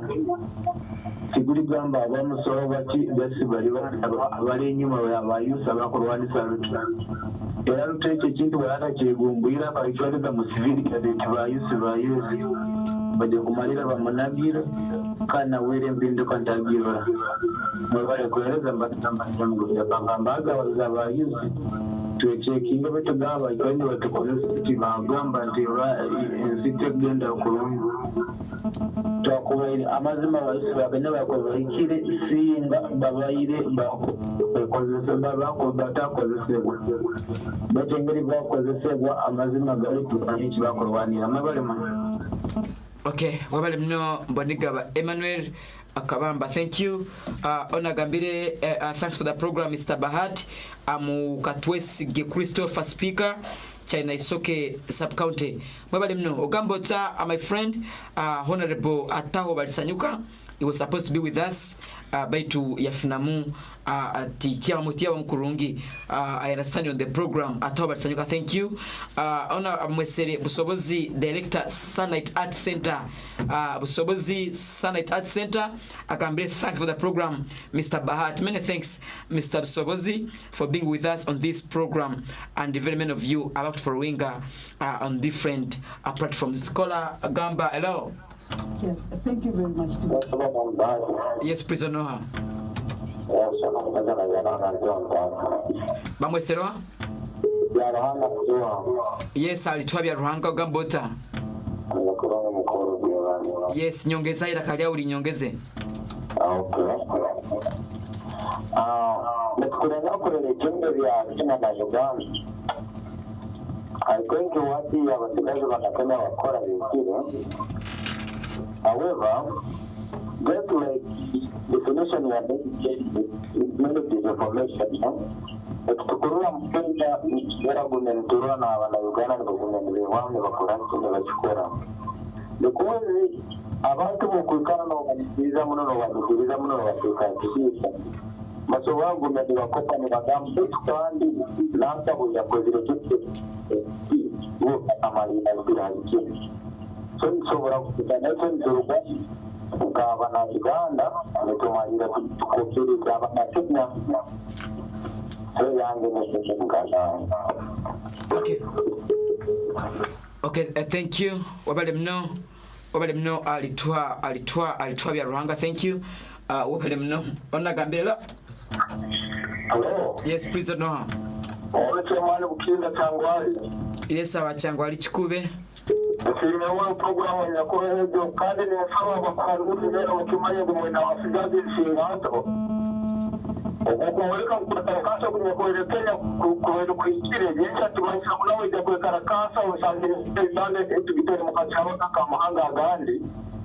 Wele ndo nakimu ukenya wakakole kiguye muno kandi president wa mutoweze yebinga kabineti yona mkono gumu. Kandi kijya kumutarwanda kumbera akagitaraho abukana babiri majyasasa kandi basora kujya bete na haribona bakakazi. So nabwo ni sawa Rwanda atiyande mu Uganda kitabaho machorufumo. Wa yande yo mama waro ni watatawali bwo mwashote ndi mwamukaso twangazo muhanda kuhanura. So nabwo kitabanya Uganda katuhanura ihano rwo tenye bitujyanga mu Uganda bwo nicyo cyo ingire. Beni sima injinia kurwa bukina kikube mwana haruiro kurunge kandi kusima gumize muringo gunyecyo cyo kuru sakito turapa. Wale mungu. Okay. I'm very sorry. Wabale mno abachikube bamwesire Payet alutete agambe we live and clear. Thank you. Businge wabale mno kyabasali omuleza Businge kyabasali. Thank you for being on the program. Ona agambire bamwesere Pauline Chaterekera alantekanza. Thank you Pauline. Agambata is called Eli the man. Thank you Mr. Ambrose, thank you kubola tekanza abandi abatulirize kola gambelo. Hello. KKCR FM. Tau kienzi gebard. Bamwesera? Tau kienzi. Webale tekanizi. Wali kuliza. Ati. Nyonga ni panorandi. Mwana mugezi wena akupa mgenzi waika kusingaba hata ina uongo. Na bwenju Kenya ekwe kupere Uganda ekwe takuze kubye ekwe kumekuze kyo mugaso ukwa n'utunuramu singa twine mu Uganda hano wingi muni omuto kutasa musanje no tasa munana oba ikumi atawo mutakufuatleho ati no gamba ndi gwa Kenya yo ngwa ko pere kaine mugaso kandi nyonga kusima ubwo mugwasa babwiye kikube kaya muno kujya kuhanura nangano lya abantu bafani ayibali muno gambi yona mbayo ni mpuliriza ayibali muno ite tulege tukonzita kumukoma kaya mama wako mukoma ukubanya hali kikube kale wabale mno 1-2 kwende nka basatu ngaruke mu studios ngaruke mu studios 0787 74 96 98 msanju naina mwenda mukaga mwenda munana. It's KKCR FM radio eyenkurakurana hawa makamne ebyaro agati mutekaniza pulirize tuli musonga ebigena mesikuli mangeri ya Kenya kandi kwenda kumasa nti abasigaza abakuhingura 40 sofa nibo bakaitibwa umbegugumbu kwekarakasa kugena maiso omwihanga elio iwa mpulirize kandi naito ka Uganda, you understand, kana kaire we are gearing up for 2026 elections and akini kibaire Kenya nkabana Uganda, we have to be much concerned of what is happening in our borders. Singa tuba tutetekanize oba tukegaidinga and we shape ourselves into the direction that we want, we must follow the same trap iwa tulirize. This panel in the security hati ikokura yeminyeto, and it is the youth speaking to the fellow youth who are the majority in this land. So I think it that in all their submissions, it is okay to go with protests. Yes, they believe that it is a right. However, it shouldn't be prioritized in a bid to seek for maybe services from the government. Iwa mpuliri is right about now. Aziro msanju mnana msanju naina mwenda mukaga mwenda mnana kwenda kufuna yo babiri bonka then nkiole omu studios iwa mpulirize right there KKCR FM. Of course, alaba sindikire some messages.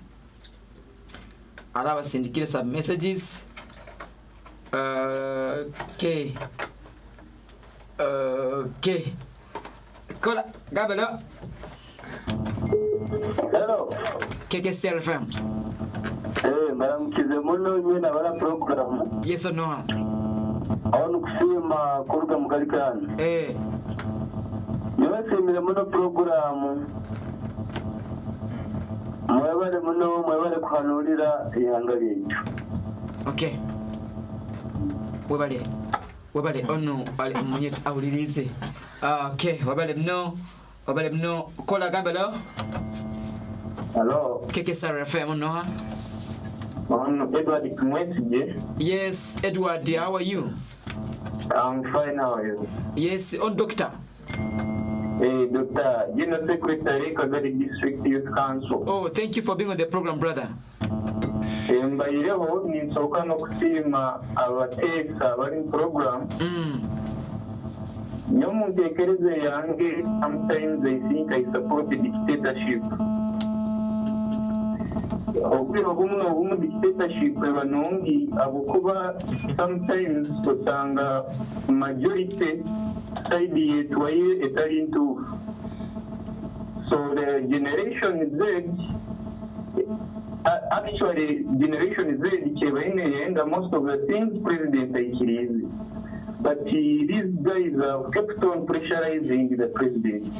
Financial bill, president akaditeka hand.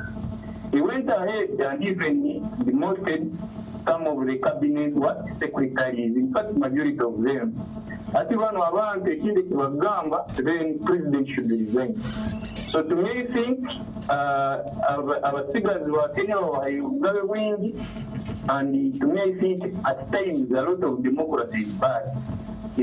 Ekintu ijoye president akagamba Kenya ebazikize bagitoye nyuma 4 years back, which will really tarnish their development, and these people may not regain. I thank you very much, Mr. Okay, thank you. Wabale mno. Masimu kwa mengi mno baitu kafuna yembe yonka. Esemba yekola. KKCR FM. Kau kita menga uki. Asi bahati. Kenya. Aindia kama ya kulikindu kudoma kabinet. Baka bane song. Ngezawe Kagadi district yako ugamba ngwaye chairman sugar zabani yabeondi kalba balimu isone kabao na wiki wenye kusotika na president wenyewe ndio kwa mkabidhi yao yuko basi president kani ndio itautauti. Okay. Thank you. I'm very afraid nitakaile kutoa speedy, and we have to wind up with this one. Na kitu tukimalize, then of course niko tumalize kanisa ena tulirize kwenda kwa sima nyowe na batera masimu akandi na banda bakyatera. I'm afraid akaile kutwala, but I have another issue where I want us to delve into akandi tukimanyire kurungiza ati and I think this runo ruchurero ba retreat yabaire Kyankwanzi, where the cabinet ministers, all of them, include and the PSCs abahandiki abakuru mu ministries, bonda kasakwani basamuninga bagera Kyankwanzi. To me, the issues that the resolutions zibaikireo zimwe alizo they want to kutangira kimu ekyabaire Kenya.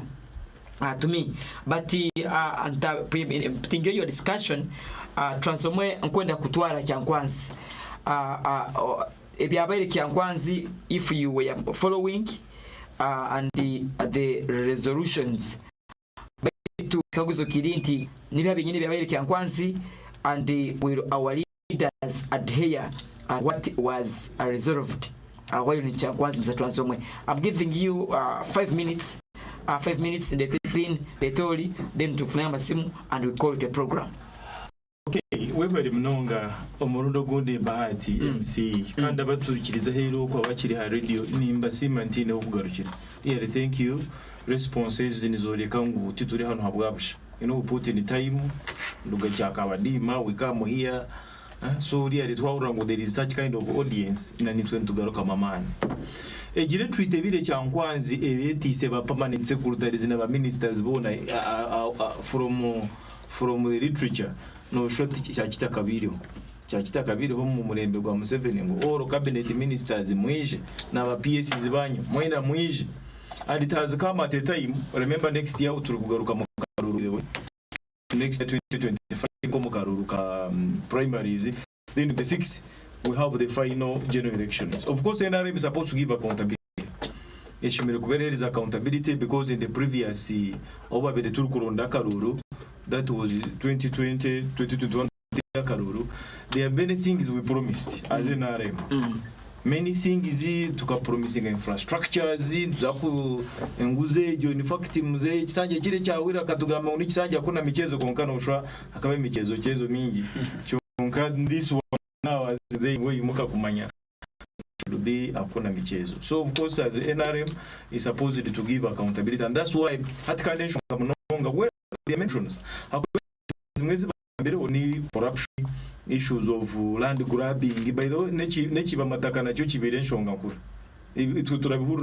turabihurura na hano nyina bashomba mataka nabo tubamanya bati bari comparable. So ekiba mataka as we talk now, so the issues, but in munonga it was an issue of corruption. Kandi according to Museveni what take at eriyomu bana abakwata asente. You know, politicians sometimes tubazizabusha these ones abakarura na we find na basaku yaba nkempuje the PS na basaku mukozesa finally esente bakazi diverting. And I remember there is somewhere there is my friend of one chairman of one of the districts we atasta misaga council sittings ezeminyeto ubazaga hari na lifisa bikiraniza ndibaresere miliyoni 8 ati we no twarazingayi ani we no na district community development officer na twarazingayi so akantu bakabara baitu enshonga yona neruga uriya kwata sente. So tureba ngo obushumankuzi, and according to Museveni nebihandikiro birorekana whereas bari kutubanja trillions zicyendanisha tunobucyeka buragwamo we about to 98 around there esente zitukubanja twaza kushanga ngo sente zikubanja Uganda ndizisinga national budget ya whole financial year kikumanyisa ngo kugira ngo tubale ibanje uri na Uganda omwana ukwezi kumano wazarwe rizoba kugira ngo tumari ibanja natekwa shure miliyoni 250 wasibazire population miliyoni 85 nabanda bakugwamo kugira ngo twamara ibanja rya Uganda buri muntu wa Uganda chimira kubara shura miliyoni 250 mana aziya mana atonde kibanja mana atonda kunga mushara tinda mameme yakagumona aziya nkai PDM so batongeza PDM garuka zishure tinkumanya. So tureba ngo echechu kiryaho obushumankuzi bwonka every financial year no shanga almost a trillion Uganda shillings newera mu bushumankuzi. Abashija ni bari ya sente no bucyari ya uri miliyoni 5 bucyari ya ine the other day mbere minister ogwe mupima wanda na ngo bamukwasire owe kitebe kide cya piro abashija bo ndibatushwaza by the way tucyari yaho boys are eating money seriously eating money. So tureba ngo amateka ga Uganda agaruho against corruption na cyamazima garuho because betikamiya the other day murebire by the way even Kyankwanzi she was there bambuza how are you going to handle the issue of corruption aleta strategies but tuliangu strategies zikora by the whole issue is ngo amateka ga Uganda gariho tigaranyweza kurungi. The other day we had a corrupt officer Kagadi district. It was a former deputy cow ogomo akaino mukono ogomo ariyo mulema Frederick that Frederick when a personnel no shaba bakazamo stane kabosa bija bari sente hanoya hati Frederick ogogo munywano witu kandi omwana witu wa muhoro bamutwara ruzira azutoko nawe izini ruzira naza kusavinga emyaka ye yagaruka tayi. Then Frederick batufera ngo nabo bamutwire ruzira. That man is a deputy cow in Rwengo, is a deputy cow somewhere. So whereas the amateka garuho and they say bakwata yurire kituga iwe bakuinterdicting emyaka 10 otakora mu office yone ya government. Turangu as if that thing is not enough okuba waza kubarabara munintunga kawa Kagadi sente zaba nyingi munonga tatire mu bushuma natwara miliyoni 250 monthly payment net pay miliyoni 250. hata kibarabara mu hati noreba ogarwiro billion mumushanju you heard about that ezakagati hati nkaya kushara amageza kibo billion zinkishatu n'abanywani be wakatwara hibire necweka emyaka 10 eiba mu interdicting n'abasakora billion 2 atatiremo bushuma nabara kubara ngo nayiba billion zanjye nkezi 5 baka interdicting emyaka 10 nimba takora rose in fact nabakunse bafite 10 years or come back and get my money ngore byanjye with my 10 billion so turanga amateka ga Uganda so fa gutwine no shoti gakora so one of the issues the resolution zibakozere Kyankwanzi was to kunyweze nari hamushumanguzi in fact ntwenda eke kisanje kisaka iwerinda my president yagira ngo shoti cyakubasa eke kisanje kitakwiri nibaza koma wana wo munta koza abashumanguzi ni bingi nitubamanya kandi the other issue iteka lya hwisoboro wangu owari ekituga no wahe ekituga no bona ne bakwata iteka na ryo twenda kuterezamo if you had the minister wa national guidance kuri se baliyo monza then benda kutereza mu itekeri na munonga ishonga y'ibituga in fact kuturamare some of us would have gotten jobs za district Kagadi.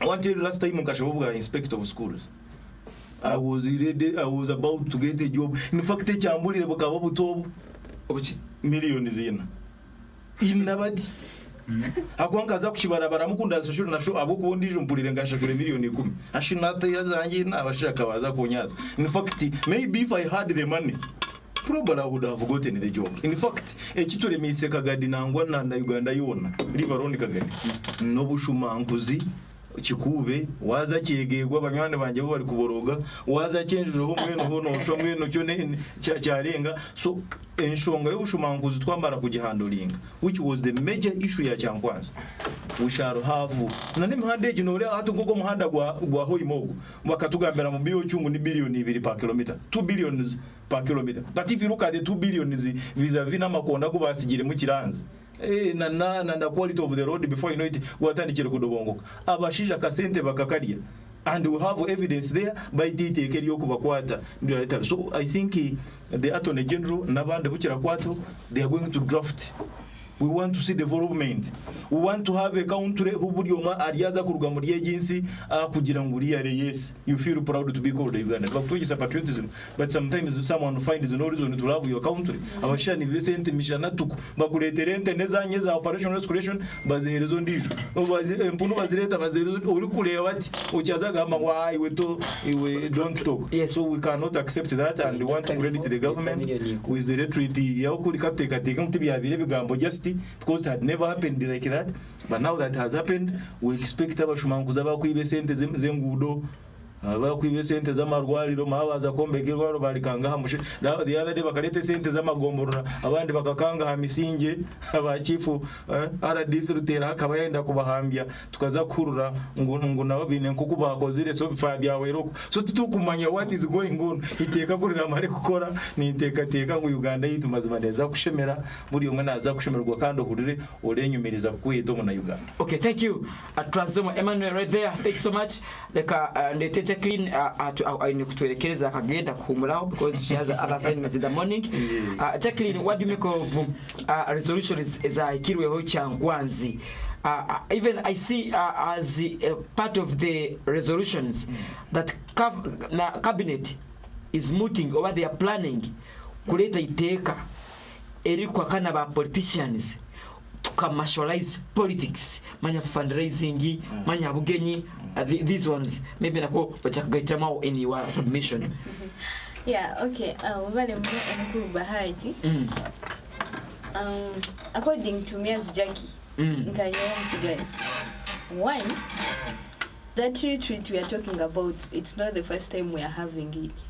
Tirol so in simple terms muliezo zona retreats that we get into nazo, what have we benefited from them?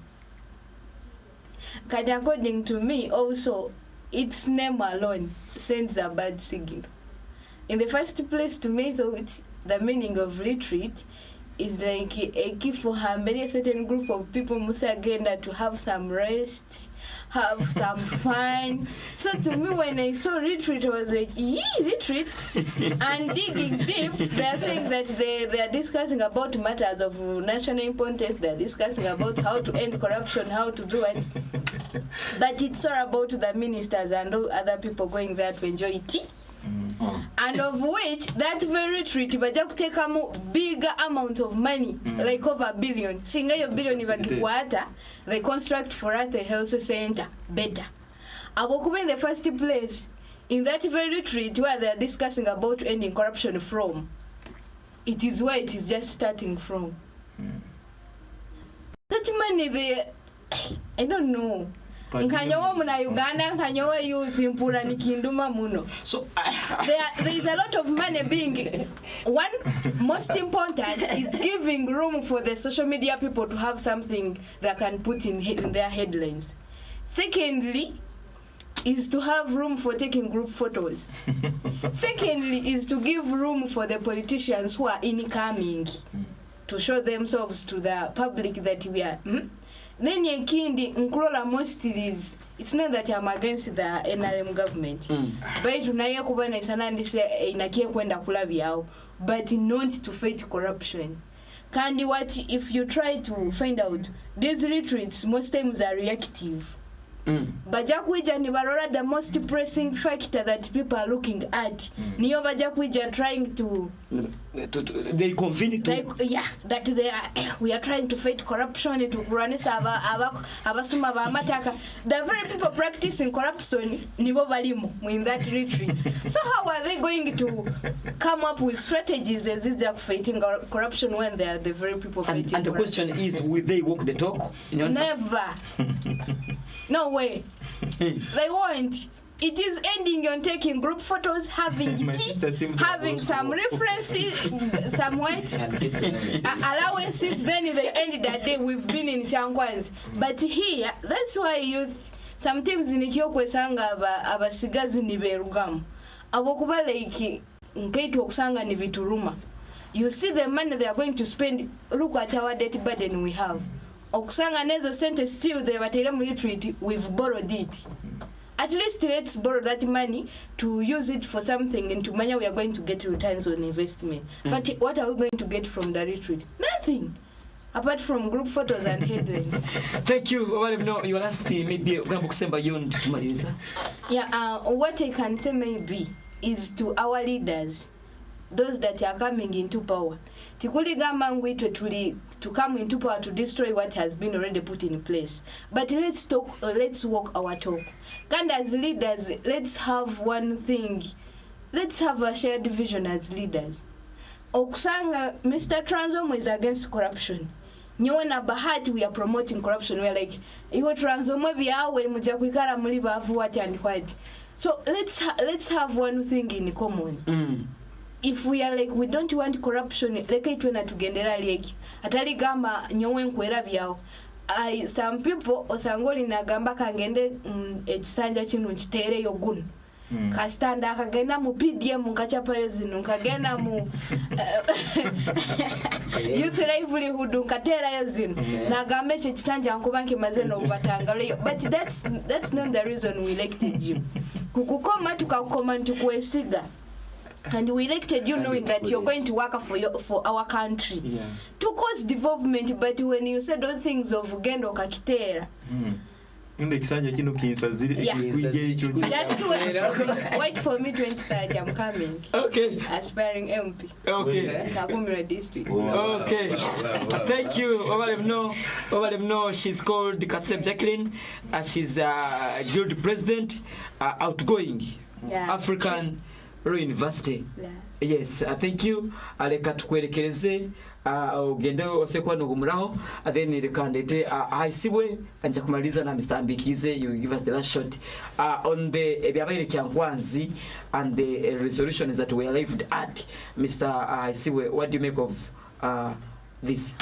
Twebale muno mutekaniza program okura kimwe mugaso gwa retreat bakatoleka nti bagenda kura nsonga kusinga muno isira bajateka corruption nihe rugirire ne kiba itaka kura mu kyakanya kuri obundi na services zaitu tizaika abantu bokuba norora ensonga ya corruption ko mugenzi wange abalizege. The main thing now to me what I understood from this retreat chikankyoleka nti hari ikintu kenyine kibagenda kurabyaho, because I've seen ombiro burabire henyumao since there was a MK movement over Patriot League of Uganda obokwanura what they are trying to ikintu kibelenge kwekulembeza, it is corruption when in case easy to stand later to easy into power going to face corruption. But no right abantu abenyini abali bali mu retreat, they are the ring leaders of what? Corruption. Okunke ojja kwesanga abenyini obwiro bumu bakozesa n'abantu kusanga bayibaha abantu babuki amataka era nyo kusingana muno kuro muno ni nsasa itwenka abantu abakuruga mu Kikube district hali ekishoke kiba kusinga kotaka Kyankwanzi mu Bukinda itaka likaibu and people are given money to resettle people, but ukajya kwesanga abantu abona akasente tebakafunira hati myaka 5 tibaine maize tibaine. To me when I hear those retreats nkura kimwe ngakimu they are continuing to incite oba kuongera kwa magezi abali benguzi not koraki kugama ngo bundi they will punish them all end it. To me it was useless. Kuyaho ko kumugezi wanga abalize it is there kuterwa ebisani funa allowances in terms of Thanksgiving mwebale kubakoma tubakomere mugende maiso mulyenguzi but tukarayone bide kwatakene na wealth creation. The president is championing the wealth creation. Yes, championing wealth creation has been there, but umuntu wa hansi the poorest person he has not benefited from it. Hati nyikyabukire bakuletende. I've just even witnessed it here hano witu district yetu bakaleta computer bazaira abana zikabura baziba bakwatente kureza abantu bekurakuranye abazitwire ni baba mu habakuru abali muki mu government abamu halabo. So which mechanism should the president employ? Actually, President Yakwina Akora, instead of putting to his focus kugamba kuleta retreat over kwekaki Yakwina hika these lower local leaders okunkeng he equipped them abagame, do you know what you're supposed to do this and this and this oye bintu bijagenda meso babitekanka munkora yetaba chairperson 0C1s tell them what they're supposed to do. Baito bole mkano kagambira minister ne myaka kinana like uranganya kubaza Moses Ali is too old, is in 80s. When you tell him what will you do tomorrow ajagamba no nyamani tinyini agya kuijage, he will not come down to tell people the resolution what happened to their what to the retreat. Chief Minister to me it was useless. Instead they would just come all by the sent by RDCs. They come and equip these chairpersons LC1s, LC3, tell them exactly what is the government is planning and how they end corruption in terms of such things rather than kweza abantu amagezi. So you are saying on corruption the president should use the bottom up approach? Yeah, that's the thing. Many thanks. That really is called Engineer Isibwe Vincent from Kikube district. Thank you for your insights. Rekandete Mr. Ambikize Okarura retreat ya Kyankwanzi, a lot was arrived at. Mr. Ambikize, should we expect Pinda Hiduka in the modus operandi kora yebito muyangecha kuhinduka tuengere kura reports of corruption around the country that the president has now voted? Well, Munonga. Zera Kenya. First of all, retreats Kyankwanzi zitanizibayo onkanko ko wakigamba mbo eyeke ya ukina zitanizibayo abo kuba kushangere mu ba ministers na ba PS actually government yoneke kozerichi ekeri and the president himself no way ajisamo Nigeria and the key word on agenda was corruption. Bueno, nanyenda kubagambira ngo yes, Uganda buri bwenguzi kandi buri yongo nakireba konka President Museveni nashwa kuhindurira mu approach ati he is very serious on corruption, and I can tell you ogumwaga gumone chweka ninge biresigireyo kwendera ikisanje eki tuza kureba byingi abo kuba ko uri kureba ngo wano oreba nga audit reports ukareba reports ko kuziri kugamba no reba kimango Uganda losing sente nyingi munonga every financial and losing sente nyingi munshon kandi president atiro directives n'abakozi ba government bona especially abari supposed kuba ni barenguze kuba serious nico kurebera actually no mu PDM Mr. Mate serious kandi noreba abamwe already bari mandi and I can assure you ngo mwezi gutaka huire nabandi baza kuba bakoze riki bajire Kagadi no tonori ni Kagadi this is a directive from the president Kagadi nyinshi noza kuchura chiko mwashi noza kuchura aho kuba president niwe yairese initiative ya PDM konka abakozi ba government hamwe n'abace abebembezi abo community ya trust injire nkaba chairman PDM SACCOS ba secretaries tiare ba disappointed President Museveni.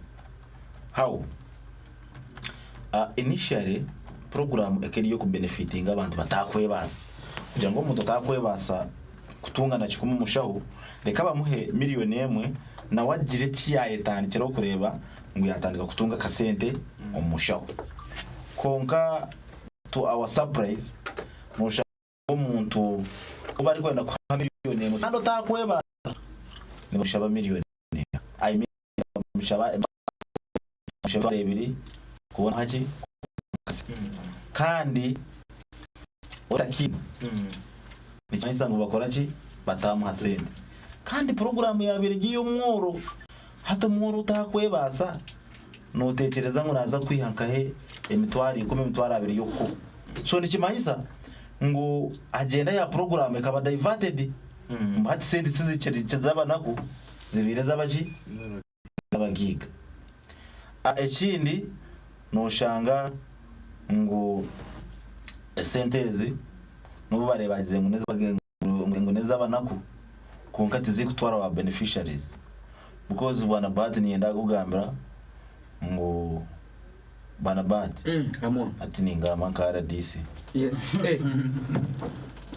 yenda kugambira ngo investigation is so phase tukozire ikirebeka ngo no shanga umuntu omwe kandi most cases ari civil servant ureba nka beneficiaries abari kuza kutunga sente n'abatungire ushanga umuntu omwe yaresera abantu nkabata for example nka parish chief so ni kibandi parish chief omwe naza kusuindoringa miliyoni 5 they have raised yes because there are investigations and we are coming for them. I'm telling you mambuga kwijura and people are going to be surprised okusanga omuntu amaresera abantu yes aresire yagenda yahandise binamba byasimu ya leta abantu yahandikisamu hata ine list ya beneficiaries and in actual sense ari omuntu and in most cases are parish chief and we expect the government to keep on watching oshange umuntu ijwero tube turi kamaira umuntu ngo atitwara makunyasha iyo name ushanga ngo akikuruba Vicente ngo abo kuba ngo tibine capacity yo kwija kuzishashura izi sente tizanyu neza government neza President Museveni kandi President Museveni niwe yayitandikiraho idea nka office tukasharamu kandi tushaziremu mutuzenda kwetorora district yona buri parish batakaririza injire sente za parish development model and we have started ijwero tukaturi kamayira nyumwazo just yesterday tubiri turi kitemba I saw you so we are moving in the whole district kureba ngo at least umuruko guturarugemo ubene bwo gwaririza ki sente reason being no shanga abantu nabo bayise by the way abamwe batarabahire na sente no bari kuzi bamuhire mitwara abiri na ko turi kuzo mu parish twashanga ngo ebintu ni kwebiri echo kubanza immediately abari kuba babiri sente nituba twine kubakwata kandi twamara kubakwata nikimanya ngo mu Rwanda gwaba on hold kuranga sente zachi zaba released. Mr. Bikise, yes, we understand that in 2022 not so yes. Around Feb tukwenda kumanya the office of the RDC niyo kujanizima no kumonitoringa of government programs. We are now implementing the third financial year, and you are realizing this one at the third financial year. Kiri chika ntenenyo ka office of the RDC you select job. Echo kubanza kizibe kitwabere twine ka office. Mwene kizibe ka office ya president twine. Nguna abantu bitu mutenda kwehayo kubwakisho. Ukoshanga nguna office no yakutahamu tukandi tubihuru mu ngamo ngo abantu ne babashoroza mu kasente konko tine evidence konka hati we are happy ngo abantu ningira baruhire babihire mu kasente baruha hati ne bagamba mazamo aho rukuza hono kabuzo tibabiro sente ngwe ne banga babire mikono neza higuru so hati ngo abantu bitu bayihiriye kutwa evidence abo kwa Uganda ina mateka umuntu naba innocent until he is proved guilty by either court ninga wo kwikiriza omushango haza goro kutwara umuntu mu koti oti bujurizi nikimanyisa ngo court neza kushube mu setting free azara bajura government ni twatwa akora ki twaruzinga nicyo kurebera hatu kuturi kuzo mu field by implicating for example transform umuntu uri kumwimplicating ntuba twine CID na ikana recording a statement immediately kandi ubwo umuntu tumushaba kwija kutusesify ngiro mu koti so nikimanyisa ngo umuntu turi kuba twakwata twatwara omukoti tuka government ntuba twine evidence rikora ki eri kumara nabwo icyo tusima abantu bitu ngo hati batandikire kwehayo urutaro rwa corruption twandika kwana rwetwena hati turi rutaro rwa government konga n'urutaro rwitu twena so now as a result of the Kyankwanzi resolution now you are championing corruption but at the same time mama ndise nguzi na wale situation ani tambuliraho bibone you are achieving two things at one kugira ngo at once even at the beginning I told you the president first citizen and the fountain of honor aka issuing a directive especially on PDM ngo every sort of corruption should be wiped out kandi ogo murimo ninguba gwine kukorwa ba ambassadors beyi because Museveni takwija kuhika buri district takwija kuhika buri cyane kandi a district level ba ambassadors beye ni RDCs so president Museveni yayatireho order ito ba RDCs tukakora ki tukabya nituba twine and not only the PDM abo ko hato tutaro or president ayigwiro no kurwanisa corruption but every agency nijo kureba nabamwana ne babakwata bine e box bye sento mu a person of Mawanda ube arichi vice chairman wa MK movement tuwale babakwata Mawanda kandi we parish chief sebo ninga sub chief ningawo wachitegereza wale baba MPs ngogo wa Rwengo sisi bashabo bari ruzira an MP aziwo de parish chief so orutaro ruturo ti rutaro rwa burijo rutaham ego government tanerwanisa corruption konka uri advanced kandi twine kururwana n'abataka n'abanyayuganda kureba ngo twa reduce twakore echo njibanje meza government yitu nibwera akorakorane abo kube sente zone zikukira zo actually nagama banje kumurukura ngo Uganda ine 98 trillion debt guna ga kukira gabira accumulated through corruption so nikimanyisa muto aterwanereho ngabanya Uganda within 5 years nuza kushangora umusima tubanja trillion kabikumbibiri kanga yes ntubaza kugira ngo government ya Museveni ngo ni yeri wiki ngo ninga shi president Museveni aje kubatariho konka twine kwihangeri buri muntu ayine responsibility yo kura ngo yagirita fariri yataho kurema ngo nyekikero buturaye tutariho abana bitu babona gukora ki aho kutandikira. Okay, nabwo cyo abanyakagadi na mnonga abari involved mu parish development model abo bayiro sente mu mwetebekane se turiho ni twija kandi ni wowe ukora ko wahira umuntu akasente ukenda kukamugaruza tutaka kuhicira nacho tikiri mu zitani ayerete muntu mugaruza akasente ke turaza kugira hataba yo complaint yona abo kubita twatine complaint shuare nituba twine buzuwe we bare munonga ndagere kimwe. Okay, kafuneyo. Okay. Amasimu asatu gonka on this matter. Okay, bye. Cool. 0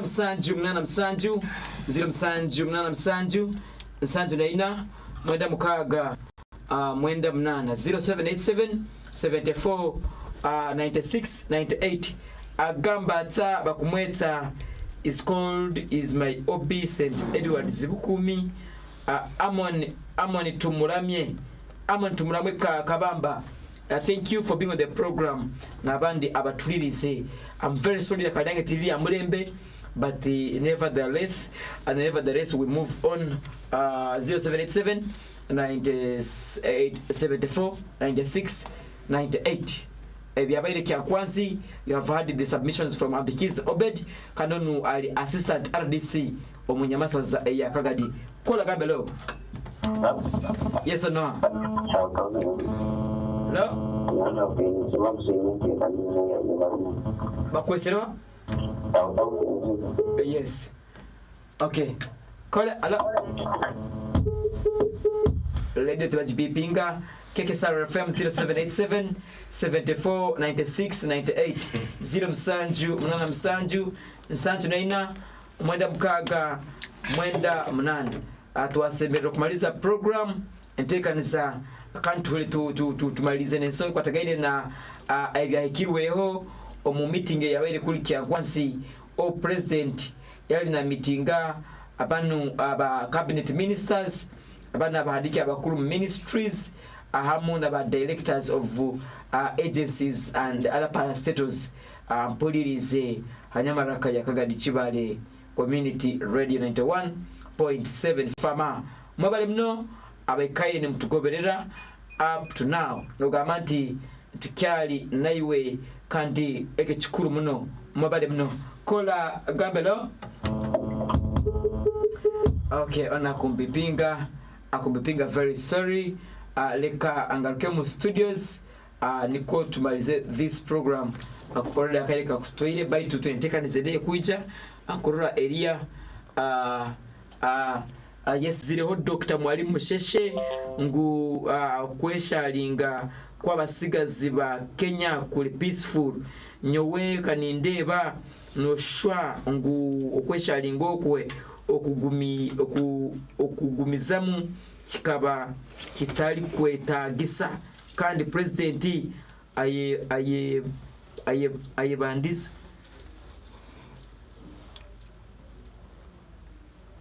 Okay, aye bundalize. Yes, president already abaire humble, he has succumbed, but the no kwesalinga kukwega gena maiso atulirize. Baguma Sulite watching in from Horo, thank you. Baguma Sulite wabale mno nabandi abakufurwinga wabale mno. Tumhaise Fred, greetings to my honorable Ambekize Obed and my OB Isiwe Vincent watching from Hoima now, but a resident of Kagadi district is called Tumhaise Fred. Thank you for being with us tonight. Kwenda kueleza every panelist dakikemu. I'm starting with you, Mr. Isiwe. You are parting shot. Webale mno mtekaniza program omukuru bahati kandi nisoka kusima abantu nywena banyakubera hero kumutulirize ba program eno kandi nira program eno kuongera kutangaza kurora we kurembeze bwetu bugenda buta. Ibara na iraka banyita engineer Isiwe Vincent ninduga munyabasaza ya Kikube district kandi ninira kuba ninyesimba uhantebe aba member of parliament ababaguzi constituency abarungi nywena urale kurungi wagoneza obusinge bwihole mwebale. Okay, thank you. Transomwe, your last word. Webali munonga nyoni nsima omwami Obedi ambikize na commission zizabo ari ririya niruteraho kandi nangwa na Benjamin ikibakora. What they are doing is good. Kandi ikirunye cyamazima ngo mu operation zabo abaraze ko affected, some of them are our friends, others are our brothers and sisters, nibene wita mu baraze kuba, but for the cause of what we have to do as a country kugira ngo ensi twagitereza, we really credit you. But also nkimwa bagamba na president, I don't know when often you talk to him over physically, over through emails, over letters.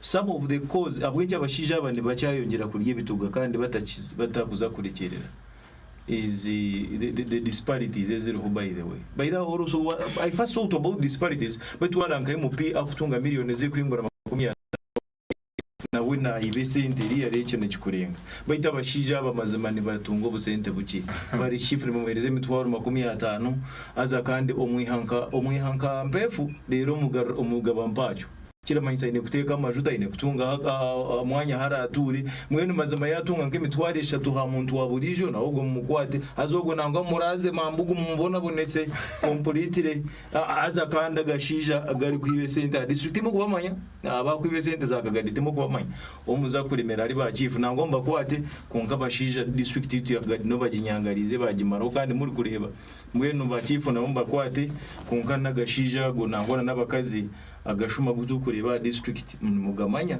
kubana za report ne muzimanya akozi yarade kurara disagama ati buri omwe hati amisho gamuri umungaro wo kura wena na barenda ngakwato mushaho nawe namanya bashuma uba nabo mubakwate mbarite beite byo nangwa bicyari yaho ndateka no mu gwitu nk'abantu bakagade kutereza ensi yitu Kagadi nangwa na Uganda yona kandi nko bwire babwakire mazima ndaze kushaba turikiriza hero ko mutwase abashija iki mushi president cyagambira abashira bamwe nibija n'isente bateka mu sente hati umara kubateka mu sente akobara manyaga ina hara kiterere samuweya so bureke mutwakire nko kuturayije akube biteka teko byutu nimugurura mutwakire nko kuturayije tutereze ensi tukagade rangerera ba direct icyo nabagambere bantu baruhangamwe ninyendete be yakatana ako bushuma tubureba kandi abararwana zo bushuma bakagadi tibararuge cyenjo nanga abantu bakikube iri ya bonus of Kagadi n'abataka bakagadi abaraze kutereza Kagadi tumwa mutwikirize ntuza gukora iki turakore kandi ikisange kimwe kukiraho muraze kutwongera iki nebigambe bibantu mwe munjirize mbendeze kurara kurungi ahandi ndi Emmanuel turanzi yomwe omutaka mu district ya Kagadi webale mnonga twirize Transform. Emmanuel, thank you for coming through. Apulirize ono gambira kumasire bya Ruhanga Amos ali director of studies Bunyoro Secondary School. Agambire tonight this program is so good and touching the ordinary people. Greetings to Assistant RDC Abikize Obedi. Regards from Ruhanga Amos. Those Bunyoro SS Abikize, your last shot baitu kwenda kumaliza ati abati niwagaba muzukuru wa jaja is listening to you live from Kampala. Hali hona kulirize baitu angambira achali naito muzukuru wa jaja abati niwagaba. Thank you our vice chairman Kagadi district. Owe bari munonga kandi ninyana no kusima chairman wanje wabasigazi abati abukuba nishitamana wa executive ndi secretary for finance ayi bari kuba cyawukize kandi none tumusima emirimo yari gukorera government kandi n'abasigazi bakagade mbona ndi kuhendera Transomwe yagira ngo agashuma ngona nagari ya district tuyore konka ko kuna nabagambire ne tracking evidence mwene buzima Transomwe ko wakubine nkaka evidence ko noko ariko basa kupini nk'umuntu ariko basa ko yemerera tomukoti twantusha bango karete mati hino umuntu yayiguriye amateka ati nakugambira ko bari bakwata amawanda kandi umuntu rukora district njimeza nawo ntubakora ki mbamuyora mwene ndi kumaririza nyonanisha bango abanya-Uganda abanya-Kagadi mureke twatanize kureba ngo twarwanisa uburi bwenguzi kandi twapromotinga na government programs ezi government ya NRM regeresire aho kwa nezeresire kwenda kutungura abanya-Uganda kwenda kutungura abantu ba President Museveni abari hasi abatini na 10 kurango nabo batatunga akasente umushaho kandi 2020 ndikimanya ngo turi kwizirira ubwire ba campaign ubwire bwa politics mbwenu abandi ni mpurango ni barirangwa bebembezi babo ngo nibo bari ku involving mu corruption mbwenu ubwire bwa campaign kubare bwayikire nanisha abantu mu very keen abebembezi amuburu kusinde ko kuba representinga ngaba MPs ngaba chairman LC5 ngaba LC3 nango n'aba district councillors abo kuba amateka especially agaruko government ngatandikira umuro wa local councils so nani mbashango ubwire ko bwayikire mureke kutwagwa ngoriya yakugurira ka waraji ngoriya yakugurira kashogo akasocket komonyo because at the end of the day noza kutwara akasocket komonyo konka noza kubona kumara imyaka 5 nikisinga aho kubire nogira ngo koreba umwebembezi urabase kubereraho urakuretera ntunguka nangwa ukatunga capacity ningashoka tunga ubushobozi bwo kwegurira akasocket komunyu noti we kakugurira ngo muki mubwe kubare bwayikire areha maje wacu kube yagira ngo naenda kuhaguzi please I implore you to proceed because niyo myaka yitu and it is either now or never nanye umwako guri kwija bakusingane mu kimanya n'abatakukimanya muri kenshi bagambire ngo buyaga east neza kuba map kandi nanye karime kagamba actually nyo ticyari necyo kugira ngo maybe nza kuba ndi ya ballot paper kandi akaroni nza kukabashaba kandi already natandikire kabashaba mu nyesige mu sindi ko parliament nza kushakira abanyabuyaga east manya sewe na nyine amani ko yongera nka gunyine ubundi twakwataniza tubatwine n'amani mingi gukora ngo twarwana iso buri bwenguzi bwa cyendera kurangwa abashuma bari mu district of Transomari kurera twareba kubana twahiga abandi twabaka kureba ngo ngudu zitu amazima ganye noza ngaro ushangana wine n'akapici uyifuza ujyana nkegore ka mutwe konka no takabasa ushanga amashomero noza nkayishomero ushanga ariya rutaha mugira ati umuntu nubo yakubaye n'amageza atatakubaza kurabira mu gigi class wareba nka hari kushitama rushoma ni ubura watira konka bibibona ne beretereza ubwo bemeze bubi ubuturu kuba twine not actually ubwo bemeze buba hasi abo kuba sebo bahati nari mu innocent nari mu government innocent zo gukora agamarwariro zo gukora ngudo zo kuhabanta amashanyarazi government rate no butora mutwina amabanja konka NRM government ineki esende konka bemeza muri kuba mwine nicyo kurebera actually nanyenda kuhatasiki ugende ubanze yitorore ngo mu ngudo zakakumira ujusho wete room zakagadi noza kurebekaho noza kurebe njyawuro man different nugira ngo nabwaje eze sende ziri kora akakumiro neza NRM niza bazakora nkahe sharing konka abantu bari kubasa kutapingaho ninga kubarubingira kora ngo mwabakagari mwagira akumwatunga a national cake nkimayisa ngo turagumukora ki nuko turagumenturira konka mwasindika bemezi abari kumanye cyo gukora aho kutapinga Kagadi niteriya ngo mu 2027 noza kushangana turisa so mwe bari munonga nasigara ndi ambikize obedi abandi bampire ryo mucunguzi kandi amazima ndirede kucungura abantu kucungura isaza mukama bandindire urukunde gumeho we bari mu. Okay, thank you Ambekize Obed kuruga mu office ya RDC abanyamasaza ya Kagadi, and you have had his commitment to fighting corruption within the parish development model program. Atwilise twaikira kaire kukumalize tekanza and kwenda government. That's how we have concluded on the two aspects. It's what again na the Generation Z protests in Kenya, and you have had the submissions from my discussants, and equally on the issue concerning the Kyankwanzi retreat, where several resolutions were arrived at Iwampulirize last week. So kwenda kusima nywena abaikaire ne batugoberera on different platforms, on our YouTube channel, on our frequency, our live stream link. Thank you so much. We really don't take that for granted, and thank you for keeping it and prioritizing KKCR and particularly the leadership program. I want to appreciate my producer, Mr. Gawa Charles, is here working on the current abatusubiri kuba ni watching this program. Tonight you are able to watch it during your free time via our KKC TV YouTube channel. But Mr. Mbikize, thank you. Kitinisa Transoma, many thanks. I see Vincent from Chikube, thank you.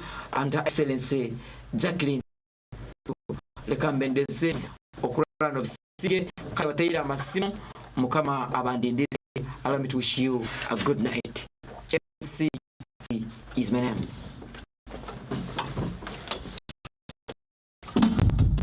The views expressed in this show are not those of KKCR, its management, but they are views of individual people who are in this program. Thanks for listening.